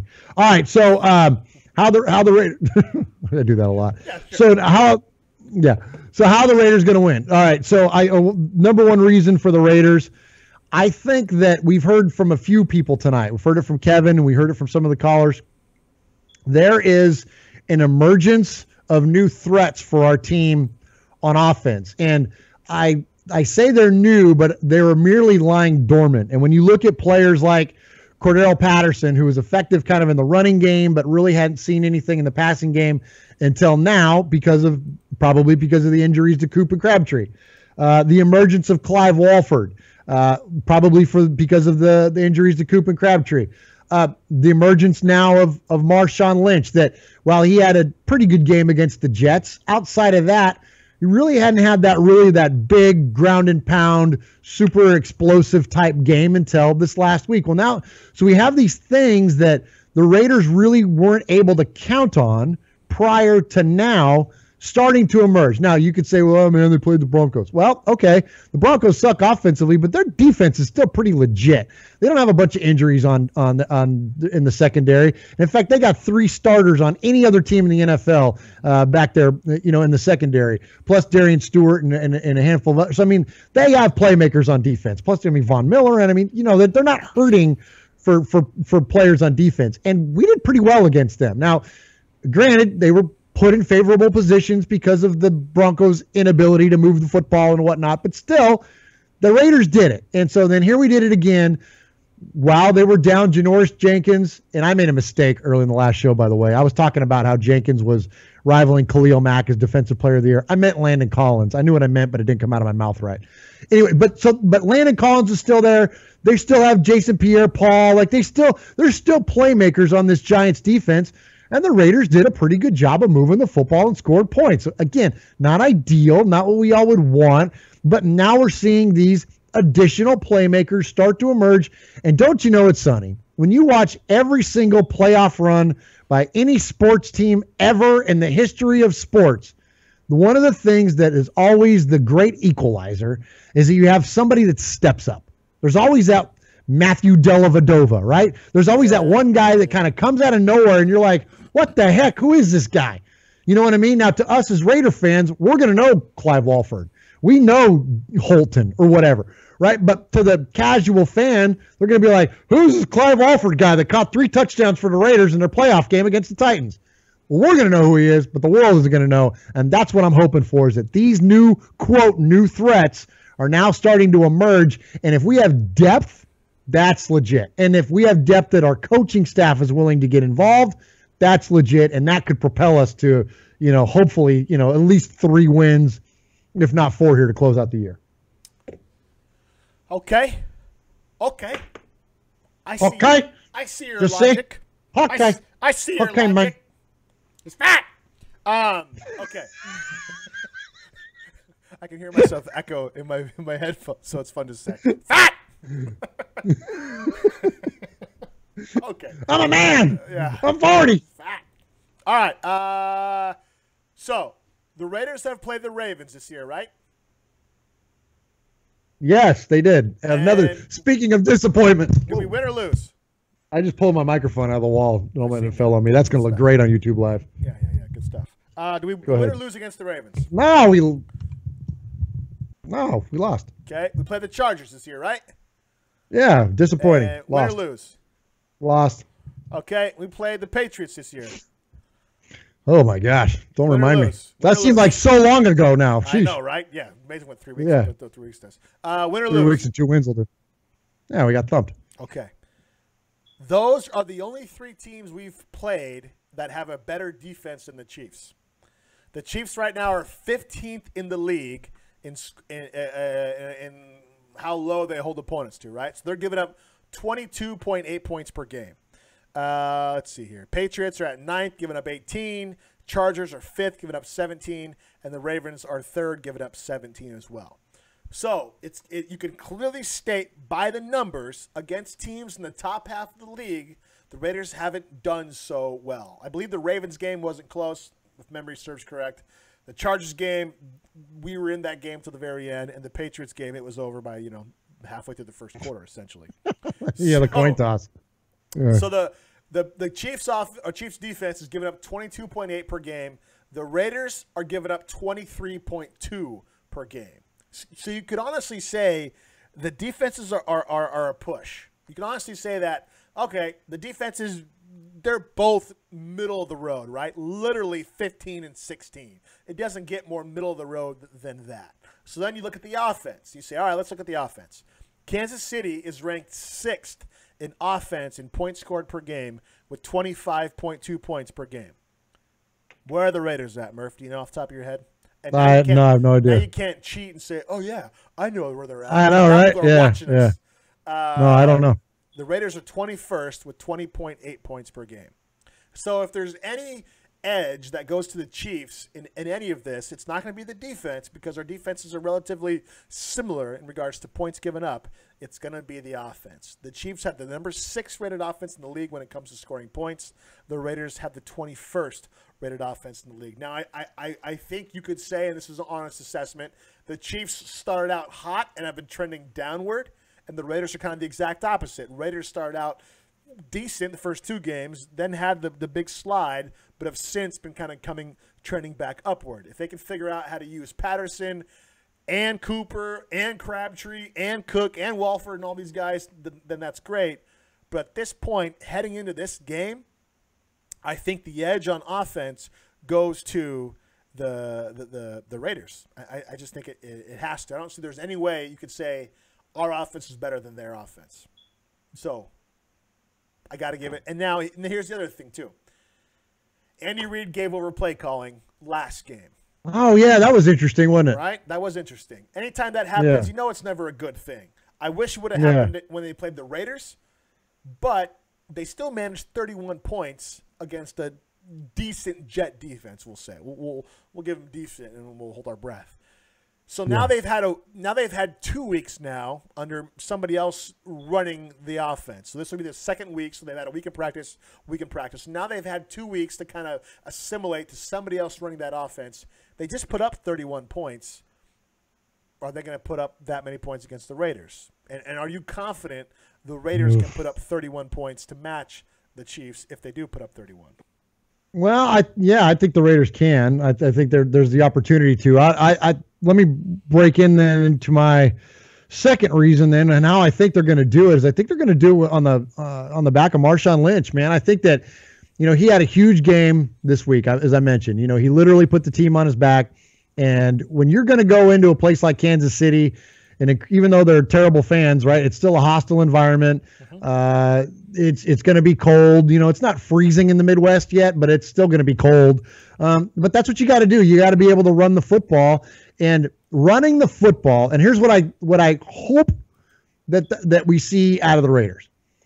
If they're able to run the football, that gives them an opportunity to get into some play action.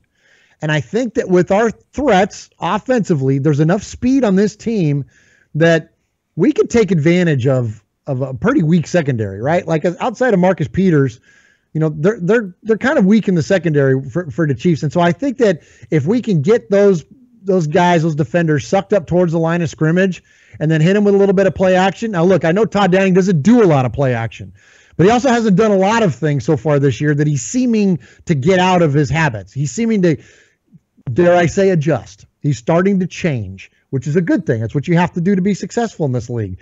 And so I think that by running the ball effectively with Marshawn, sets up play action and allows Derek to move the ball downfield. And if he starts moving the ball, think of those 40-yard bombs to Johnny Holton. Like, that's kind of what I got in my mind's eye, right? And same thing with Patterson, man. Like, we talked about him a lot tonight. He's not the guy that's going to go out and run all kinds of, crazy posts and comebacks and all the route tree. But if you can get him to, he's not going to double move a guy, but if you could get him to put one move on a guy and then burn him, that's all we need, right? Create space and then use his body to box out defenders. I think there's definitely an opportunity for that. But you can't do any of that unless you start it with Marshawn. Because if the Chiefs can just sit back on their heels and just play everything underneath, then I don't think we're going to have without Crabtree, well, we're going to have Crabtree back, but without Cooper to really kind of have enough of a threat to, you know what I mean, to really to make them respect anything deep, then they're just gonna keep everything in front of them and just play it that way. So if Marshawn gets the ball running, get the defenders moving up to the line of scrimmage, that's really what's going to separate us. And really, dude, if he gets it going early, if we see him bust off another beast mode type run for, 20, 30, 40 yards, whatever, that's, how huge that's going to be. That's going to deflate that stupid loud fake crowd with all their piped in noise and all that garbage. That's something that I think is really key. And I think the Raiders definitely have the ability to do that. The Raiders, love and hate them. Okay. Chiefs defense. I'll touch on your point, and then I'll make my third point. Okay. They are third in the NFL in rush yards given up. So they're the third worst team in rush yards. They give up 129.4 rush yards per game, which is great because if you're playing in a hostile environment, remember last year we didn't have Murray for this game, and we missed. Oh, him, yeah, right. Uh-huh. Remember we missed Murray. We couldn't establish the run, and we lost. This is what you need Lynch for. This is what you need that big old offensive line for. Get rid of the zone blocking. You pick him, you pick him, you pick him. You freaking sit on him. Let's go. Let's run this ball down their throats. And the Chiefs are vulnerable against that. However, the Raiders' rushing attack on the year, Murph, through 12 games, is tied for 25th in the league for yards. They're averaging 93.3 yards per game. There's only 8 teams in the entire league who aren't averaging over 100 yards, and the Raiders are one of them. 9 teams, excuse me. So I'm not sure, unless they make a big commitment to do it, that's gonna happen. My third reason why I think that potentially the Raiders will allow the Chiefs to beat them, because there's no way the Chiefs could actually beat them if the Raiders tried. I just can't get myself to say that. That's okay. You're a good man. You're a good fan, Sonny. Yes, You're a good fan. Good fan. Not an analyst, not a writer, not nothing else. Just a fan. All right, Murph. A couple of schmucks. We have a problem here. We got a problem in sector 5 here. Uh-oh. The Raiders on the year. The Chiefs on the year. I'm sorry. The Chiefs have 10 of these, and the league leader has 12. What are they? Interceptions. False. Chiefs offense. Oh. Chiefs offense has Chiefs 10, offense. 10 of these, and the league leader has 12. What is it? Games with a running back that has gone for 100 yards. False. Okay. The Chiefs have 10 pass plays over 40 yards. Oh, yeah. 10 pass plays over 40 yards, as evidenced by Tyreek Hill twice within about 10 minutes. It was like, don't you remember from 10 minutes ago, Claiborne, you dummy? And it I wasn't know, his fault. right? They put him in cover 1. Who's leading? The Saints? I don't know. I'm not even watching the game. Oh, No. Detroit Lions. In that, who's got 12? The Lions. The Lions? The Lions have 12, and then the Steelers have 11. Oh, that makes sense with the Steelers because of Schuster and Brown. Yeah, I guess the Lions must be all Golden Tate, huh? All right, they got 11. Anyway, okay, so Yeah. keep that in mind. Okay, interesting. The Good Chiefs stats, Sonny. Good stat. Chiefs are third in the league, and they have 10 plus 40 yards per game, right? 20 yards per game. Chiefs are 10th. They're at 41. League leaders is Saints at 54.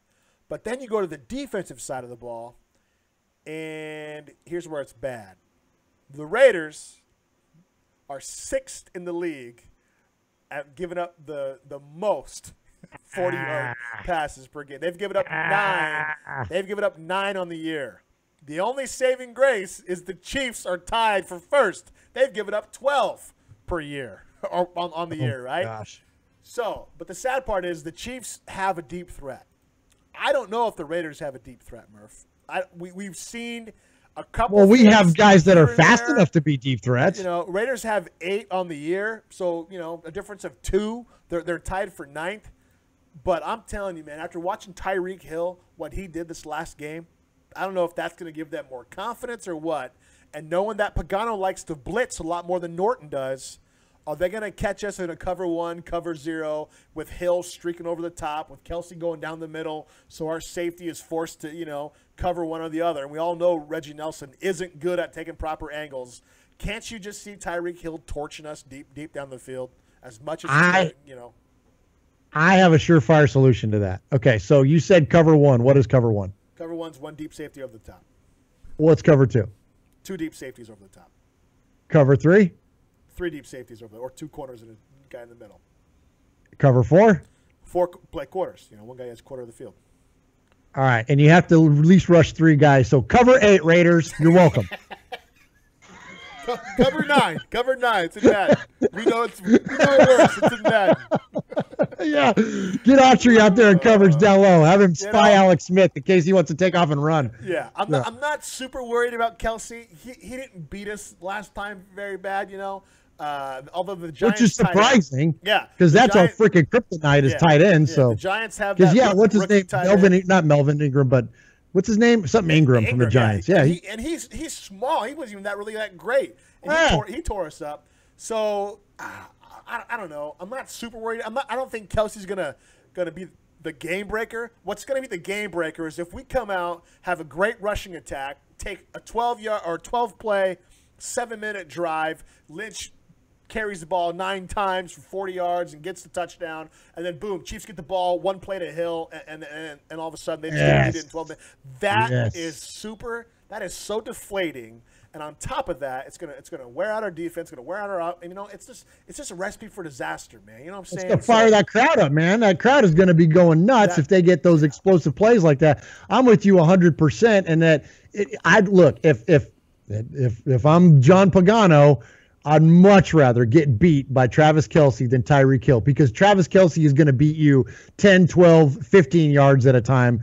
Hill will beat you 40 to 50 yards and touchdowns. Because once he gets on the other side of your defense, it's over. Dude. And while Alex Smith is not, he's not Tom Brady, he's not Aaron Rodgers, he's not Ben Roethlisberger, he's not known for these big touch passes down deep. But when you have a guy running 5 yards open, dude, you just throw it up there and he goes and gets it. So, it's not like you got to have Dan Marino back there to throw him open. You know what I'm saying? So I'm with you. We'll take Kelsey down low way before Hill. So shut him down, play the double coverage on him, play him over the top, and let him work down underneath. Think about this.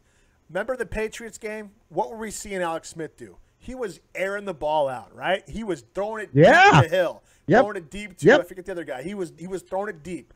What do we see this last game against the Jets? Throwing it deep to Hill, right? And so obviously that's something they do. They've been doing it all year. They're one of the top teams who's effective at it. And if the Raiders don't pay special attention to Hill on every play, meaning a safety over the top, guaranteed no matter what on every play, he's going to burn us, dude. And that could be the backbreaker at their place in a playoff-type game, is the big play. You cannot give up the big play. I think you cannot.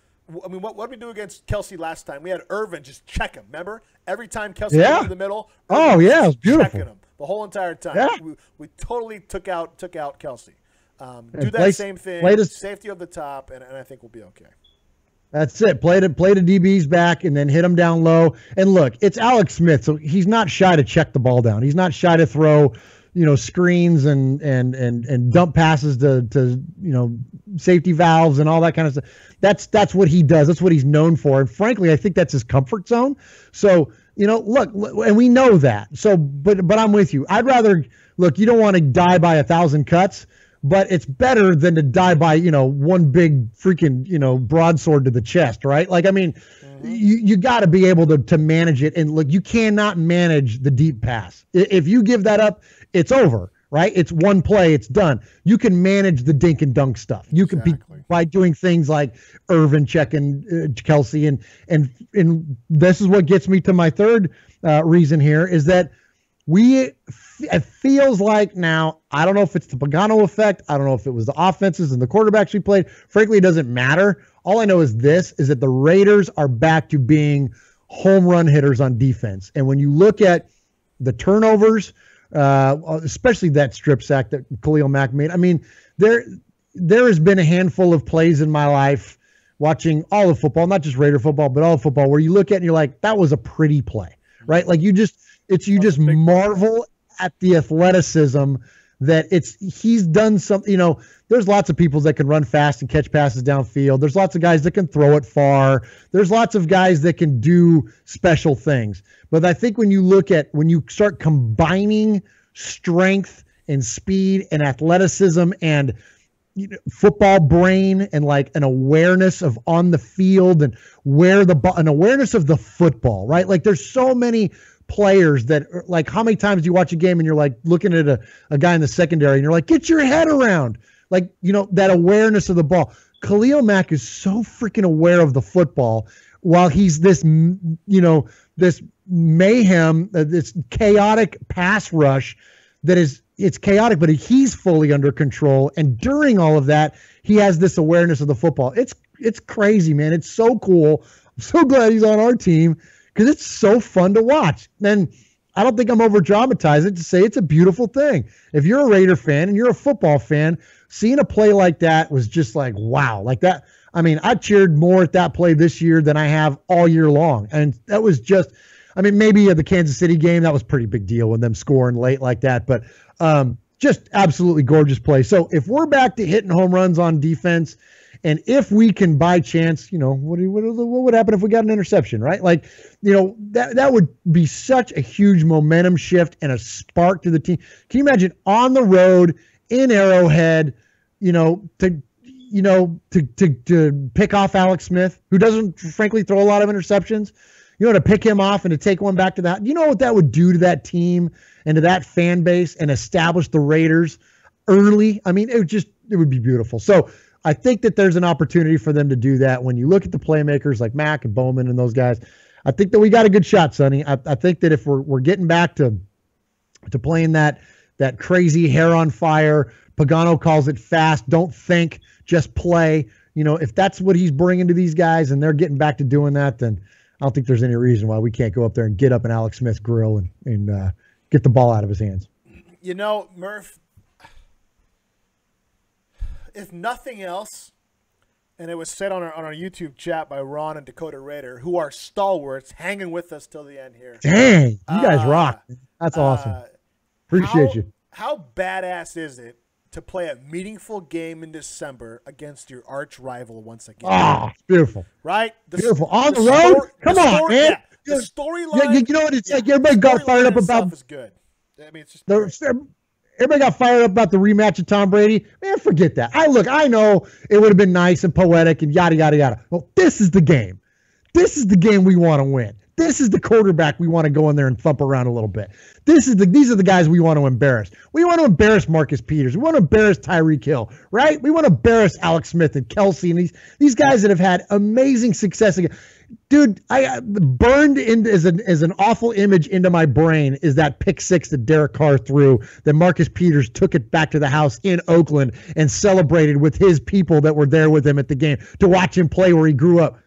If that don't piss you off as a Raider fan and you don't want to see them get back at that guy, then I don't know. And especially after this year with the fight and all that stuff, my gosh, man, if this don't get your blood boiling as a Raider fan, then I pray for you. This you know? is it, dude. This is what you want.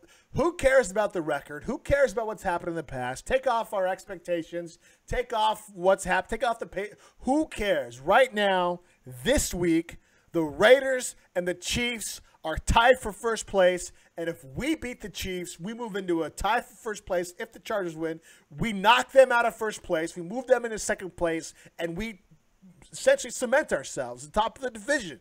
That's badass, Murph. We control our own destiny. If the Raiders win out from here, the Raiders are in the playoffs and they won the AFC West. And that is always the goal of any team going into any season. It's win your freaking division. Because if you win your division, you're in the playoffs. And that's it. That's all that matters. And this is freaking rivalry week against the Chiefs. Yeah, we have the Chargers coming up. Yeah, we have the Cowboys. Yeah, those are all cool, fun games. But this is the freaking Chiefs in Arrowhead in a meaningful game in December.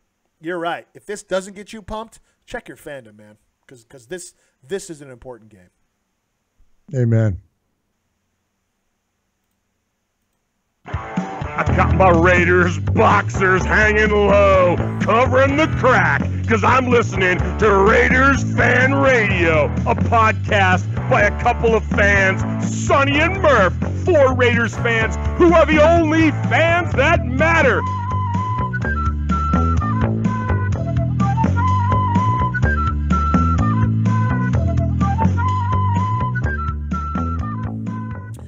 All right, Murph, it's the butt end of our show now, and on the tail end of each show, you bless us with your black hole segment.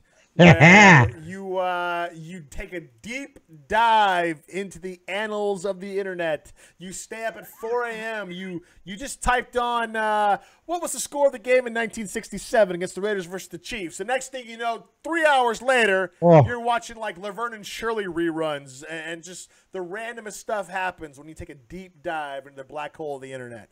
So fortunate for us here on Raiders Fan Radio, you divulge every week what your deep dive in the black hole of the internet is, and so without any further ado, let's listen to that right now. All right, sounds good. Murph's Black Hole of the Internet. A journey that begins where everything ends. Sonny, I started off this week wanting to celebrate the 50th anniversary of the Oakland Raiders winning the 1967 AFL Championship. We've talked about this game before in the past on our show, about them frankly embarrassing the Houston Oilers in the championship game and winning their first AFL championship. Of course, they went on and lost to the Packers in the Super Bowl that year.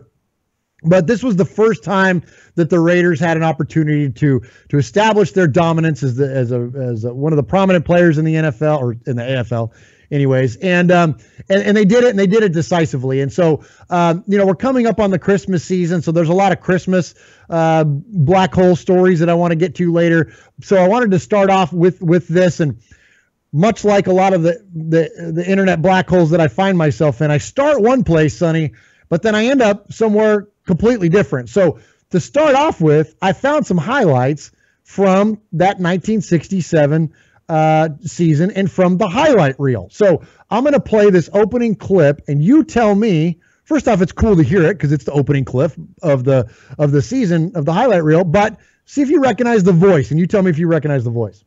Opening the season at home with convincing wins over Denver and Boston, the Raiders immediately found themselves in a critical must-win situation. The undefeated Kansas City Chiefs, defending league champions, came to the Coliseum. The early season showdown brought a crowd of more than 50,000. All right, you recognize that voice talking about the crowd of 50,000? No, not at all. Who's that? All right, let me give you a couple more. We're gonna go on to the next clip. Same guy all the way through. Just keep listening and see if anything clicks with you. So we're going to the second one. This is actually a pretty cool clip because this highlight comes to us in kind of the middle of the year. But the Raiders defense earned a nickname that I previously wasn't familiar with, and he talks about it in this clip. After their only loss of the season, a 27-14 thumping administered in New York by Joe Namath and the Jets, the Raiders moved on to Buffalo for the second leg of the difficult Eastern Tour. In retrospect, the game was perhaps the most pivotal of the season. Another loss would have dropped Oakland 2 full games behind unbeaten San Diego. On the other hand, a victory would put the club's record at 4-1 and keep pressure on the Chargers. A record crowd was in War Memorial Stadium to see former Buffalo quarterback Darryl LaMonica duel veteran Bills signal caller Jack Kemp. Instead, they saw a battle between two outstanding defensive units. Now nicknamed the 11 Angry Men by a New York journalist, the Oakland defense put on an awesome display. The 11 Angry Men, Sonny. Have you ever heard that? No. That's pretty That's cool. amazing. That's pretty It's a cool. great nickname, man. Yeah, I thought so too. I thought that was awesome. All right, so there's quite a few more. I'm going to skip over a few because I want to just kind of a cherry I want to put on the top of this one. So we'll fast forward. The Raiders go on.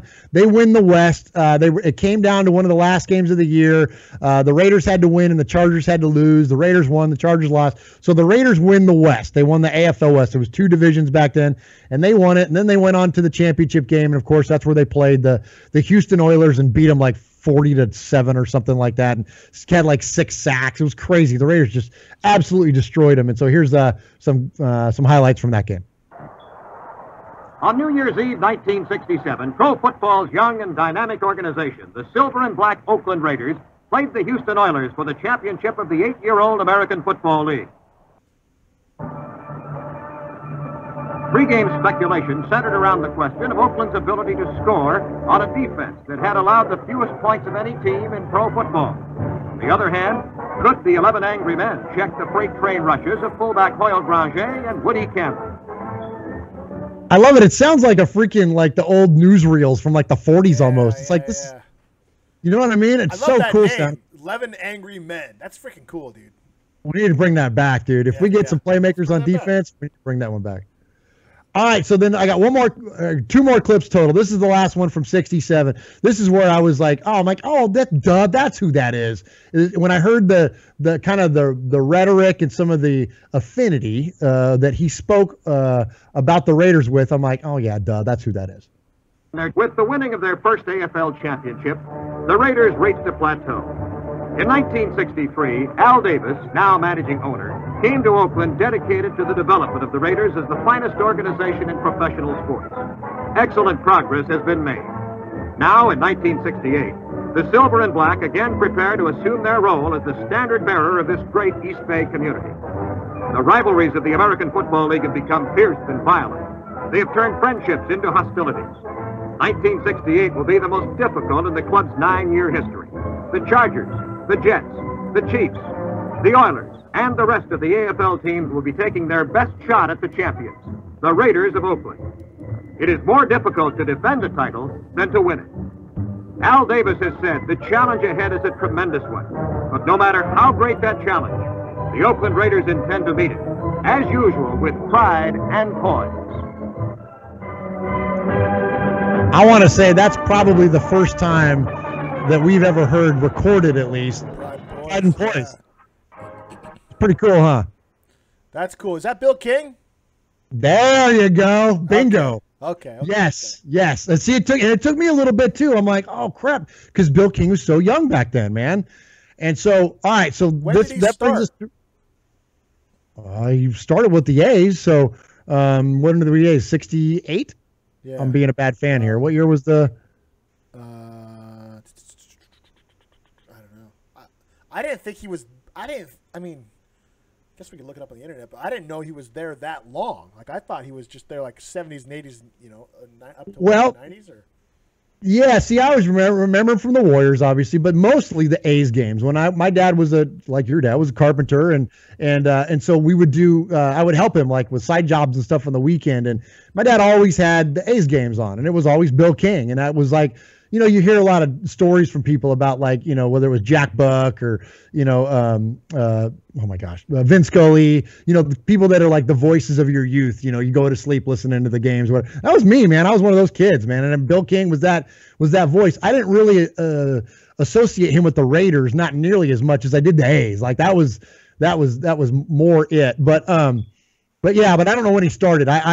But he must have been around there, and then they must have used the local broadcasters to do those highlight reels for the different teams in the AFL. And so I thought that was pretty cool to not only hear that and revisit that amazing Raiders football team, but then to hear Bill King. So the last thing I had is that because of Bill King and because we kind of ended up, always the black hole takes you somewhere that you didn't expect. Well, going into it, I was going to talk about this team winning their 50th anniversary of this championship. But then I got on this kick of Bill King, and Sonny, it reminded me of the best call, maybe the best call in football ever. I mean, it's certainly on the Mount Rushmore. As a Raider fan, it's on the Mount Rushmore of great calls. Look, we have been blessed with not only Bill King, but Greg Papa has given us some amazing calls over the years. But this is definitely on the short list, and I'm talking about the Holy Roller from 1978, Raiders on the road in San Diego, 10 seconds left on the clock, down by 6 points, and this is the call live from Bill King. The crowd takes up a chant of defense. Robisky and Banaszak are the backs. Slot right, Branch inside. Bradshaw, Stabler back. Here comes the rush. He sidesteps. Can he throw? He can't. The ball flipped forward is loose. A wild scramble. 2 seconds on the clock. Casper grabbing the ball. It is ruled a fumble. Casper has recovered in the end zone. The Oakland Raiders have scored on the most zany, unbelievable, absolutely impossible dream of a play. Madden is on the field. He wants to know if it's real. They said yes. Get your big butt out of here. He does. There's nothing real in the world anymore. The Raiders won the football game. The Chargers are standing, looking at each other. They don't believe it. Nobody believes it. I don't know if the Raiders believe it. It's not real. 52,000 people minus a few lonely Raider fans are stunned. A man would be a fool to ever try and write a drama and make you believe it. This one will be relived forever. Oh, that's freaking cool, dude. Is that money, dude? That gives me chills, man. Zany. The most zany play. Zany. Bust out zany. No, that's legit. That is on the field. They tell him to get your big butt out of here. He does. Get your big butt out of here. Yeah, I forgot about that. That's legit, dude. Oh, it's the best, man. God bless Bill King, man. I'm telling you. So do you think Papa is, two dummies 20 years from now are going to be talking about Papa's call against the Chiefs? Oh. When the Raiders had to score 4 different times to freaking beat the Chiefs, or Woodson's interception in the end zone. Wasn't it Woodson who picked it off in the end zone on the yeah. when the 10 men on the field? Oh, no. Was it? No, it wasn't Woodson. No, it was like Stanford route or something. No, it was Huff. It was Michael Huff. Yeah. 24. It was 24. That's why you're thinking of. Okay. Yeah. So, do you think, because it seems like the Holy Roller, Ghost of the Post, the Heidi game, all those things like happened in the 70s were all these crazy games. But they still happen today, kind of. The Raiders still find themselves in these crazy games. The Tuck Rule obviously was, maybe one of the biggest. It's kind of equivalent to the Immaculate Reception, so to say. But you got to think that Chiefs game is going to go down there somewhere, the most recent Chiefs game. And then the one where we beat them, right? How about when we beat them when we were 0-10 and Carr throws a touchdown pass? Oh, yeah. We finally beat them, to kind of, all right, we're okay, we're here. Yeah. Yeah, and Papa had some great calls back in the early 2000s too. I think of Charlie Garner taking off and beating the Jets, and like he's I think so. I think that of course you and I haven't lived in the Bay Area for a long time, so we don't listen to Papa, on the weekends. And now with the advent of DirecTV and all this, being able to watch the games on your freaking phone, for crying out loud, like, pretty much the national broadcast is all you end up with. But back in the day, of course, see, when I was in my heyday of my, growing up, the Raiders were gone. The Raiders were in LA. So we weren't listening to Bill King. Bill King was doing the A's and he was doing the Warriors. He wasn't doing the Raiders, because the Raiders were gone. And then when the Raiders came back, and of course, because Bill King stayed with them down in LA. Bill went down, or used to do the games for Los Angeles. And then when they came back, we got Greg Papa. And so, and at that point I had left the Bay Area, so I wasn't living there anymore. So I didn't get to spend my Sundays listening to Greg Papa. But I promise you this, there are millions of people that do. So to answer your question, heck yeah, man. And I even wrote it down here since we've been talking. I'm going to, again, with all the Christmas stuff coming up, there's some other unique things that I want to get to, but we're definitely going to feature some Greg Papa stuff, because he's one of the all-time greatest. I mean, when it comes to guys that, and I'm biased, it's like most people are that are listening, but I mean, think about some of the guys that are synonymous with your football team. Bill King was synonymous with the A's, and Vince Scully and Jack Buck and all those guys I talked about. But how many guys are synonymous with football? There's a guy like Myron Pope, right, from Pittsburgh, and there's a handful of others, but Papa's on that short list, dude. He's got to be top 5, I would imagine. So yeah, people hold him with that kind of reverence, I think. I would hope so. He has such a unique voice and such a reverence for the Raiders. He's a Raiders guy. Did you hear what Amy Trask said over the weekend? How she made a comment about how she had other invites to go work for other teams and stuff like that, and she said a lot of her coworkers, colleagues they would go and they'd wear the Chiefs uniform or wear the Eagles uniform, or put on the Broncos hats if they went and worked for those teams. But she goes, I couldn't do that. She goes, I'm a Raider.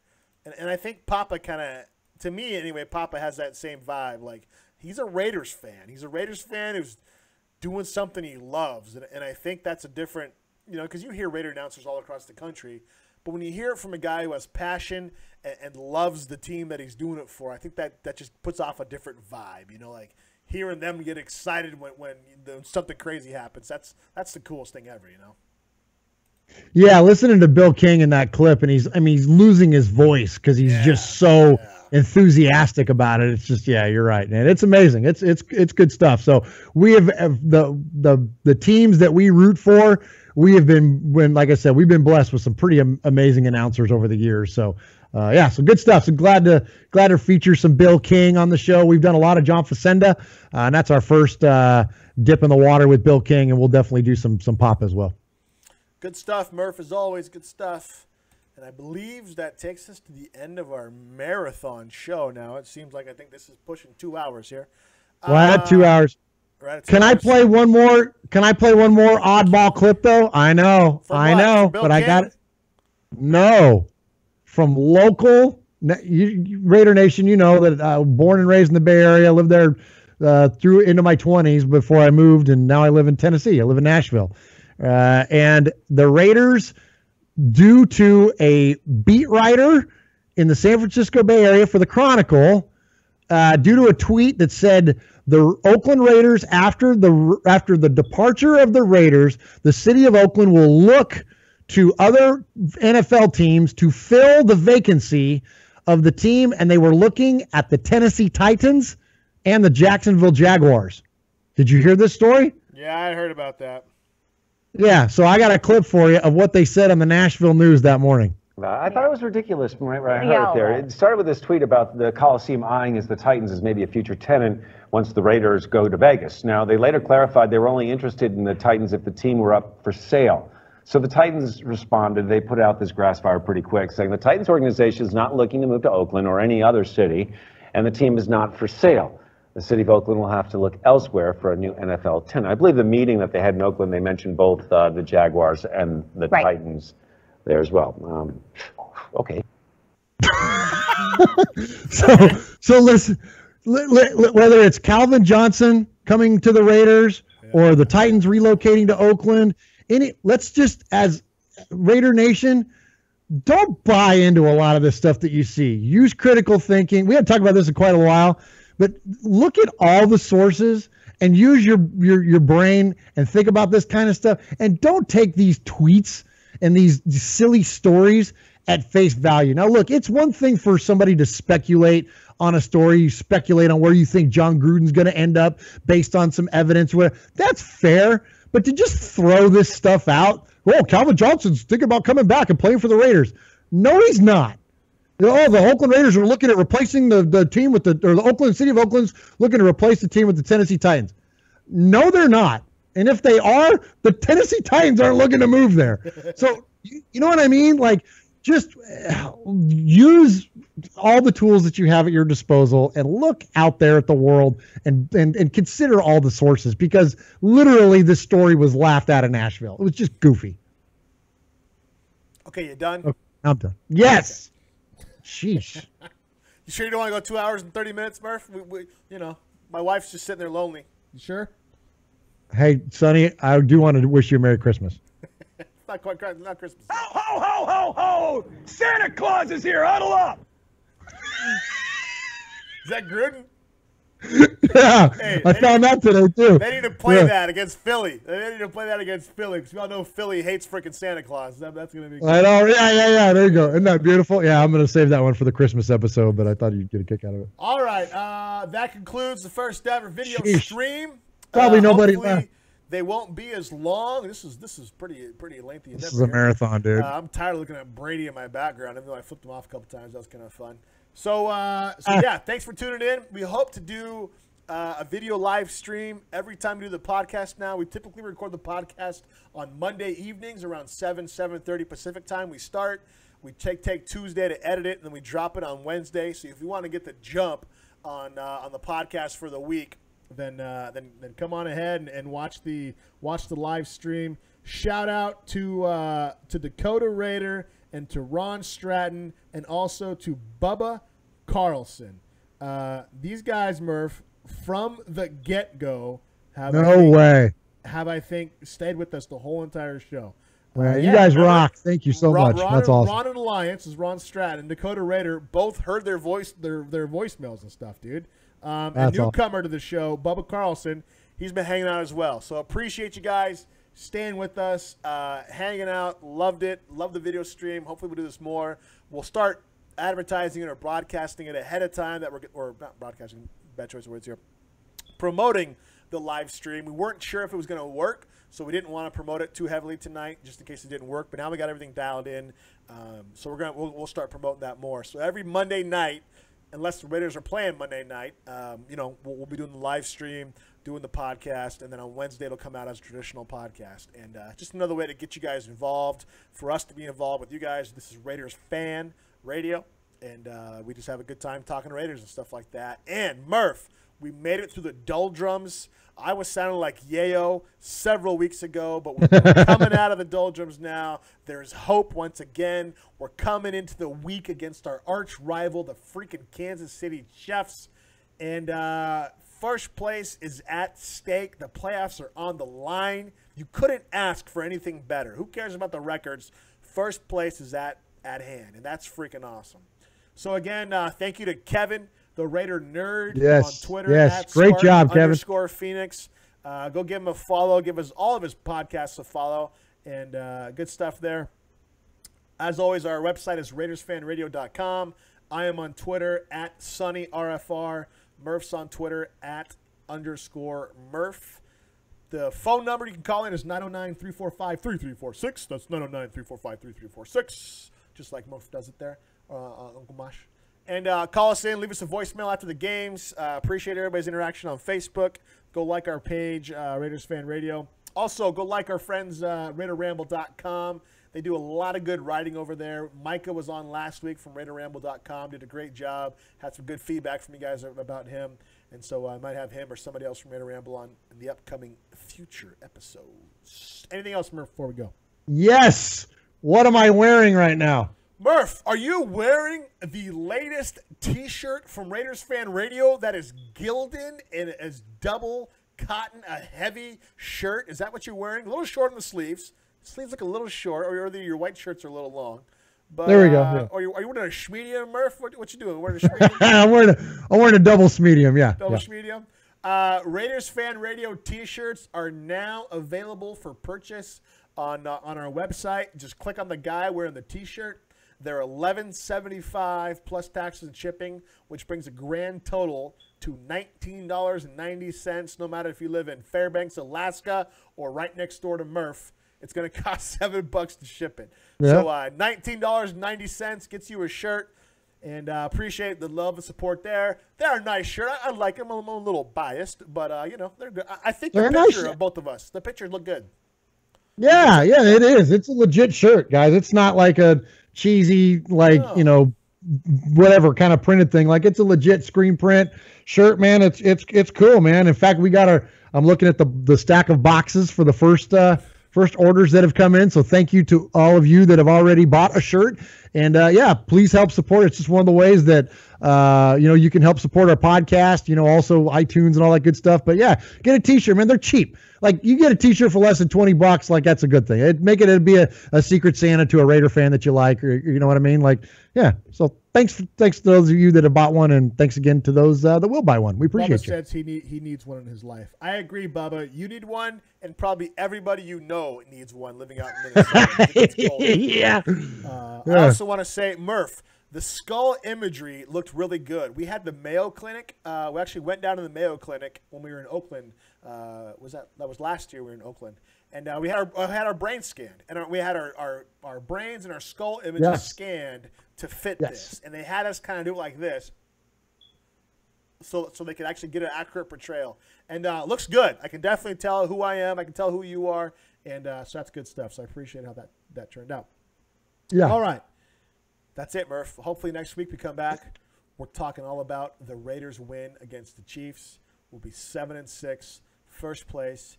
Everything will be great, and then we're talking about taking on the Cowgirls. Like, this is it. 3 of the next 4 on the road. All big games from here. All big boy football from here on out, and it'll be fun. So until then, it's Raider Nation, wherever, forever.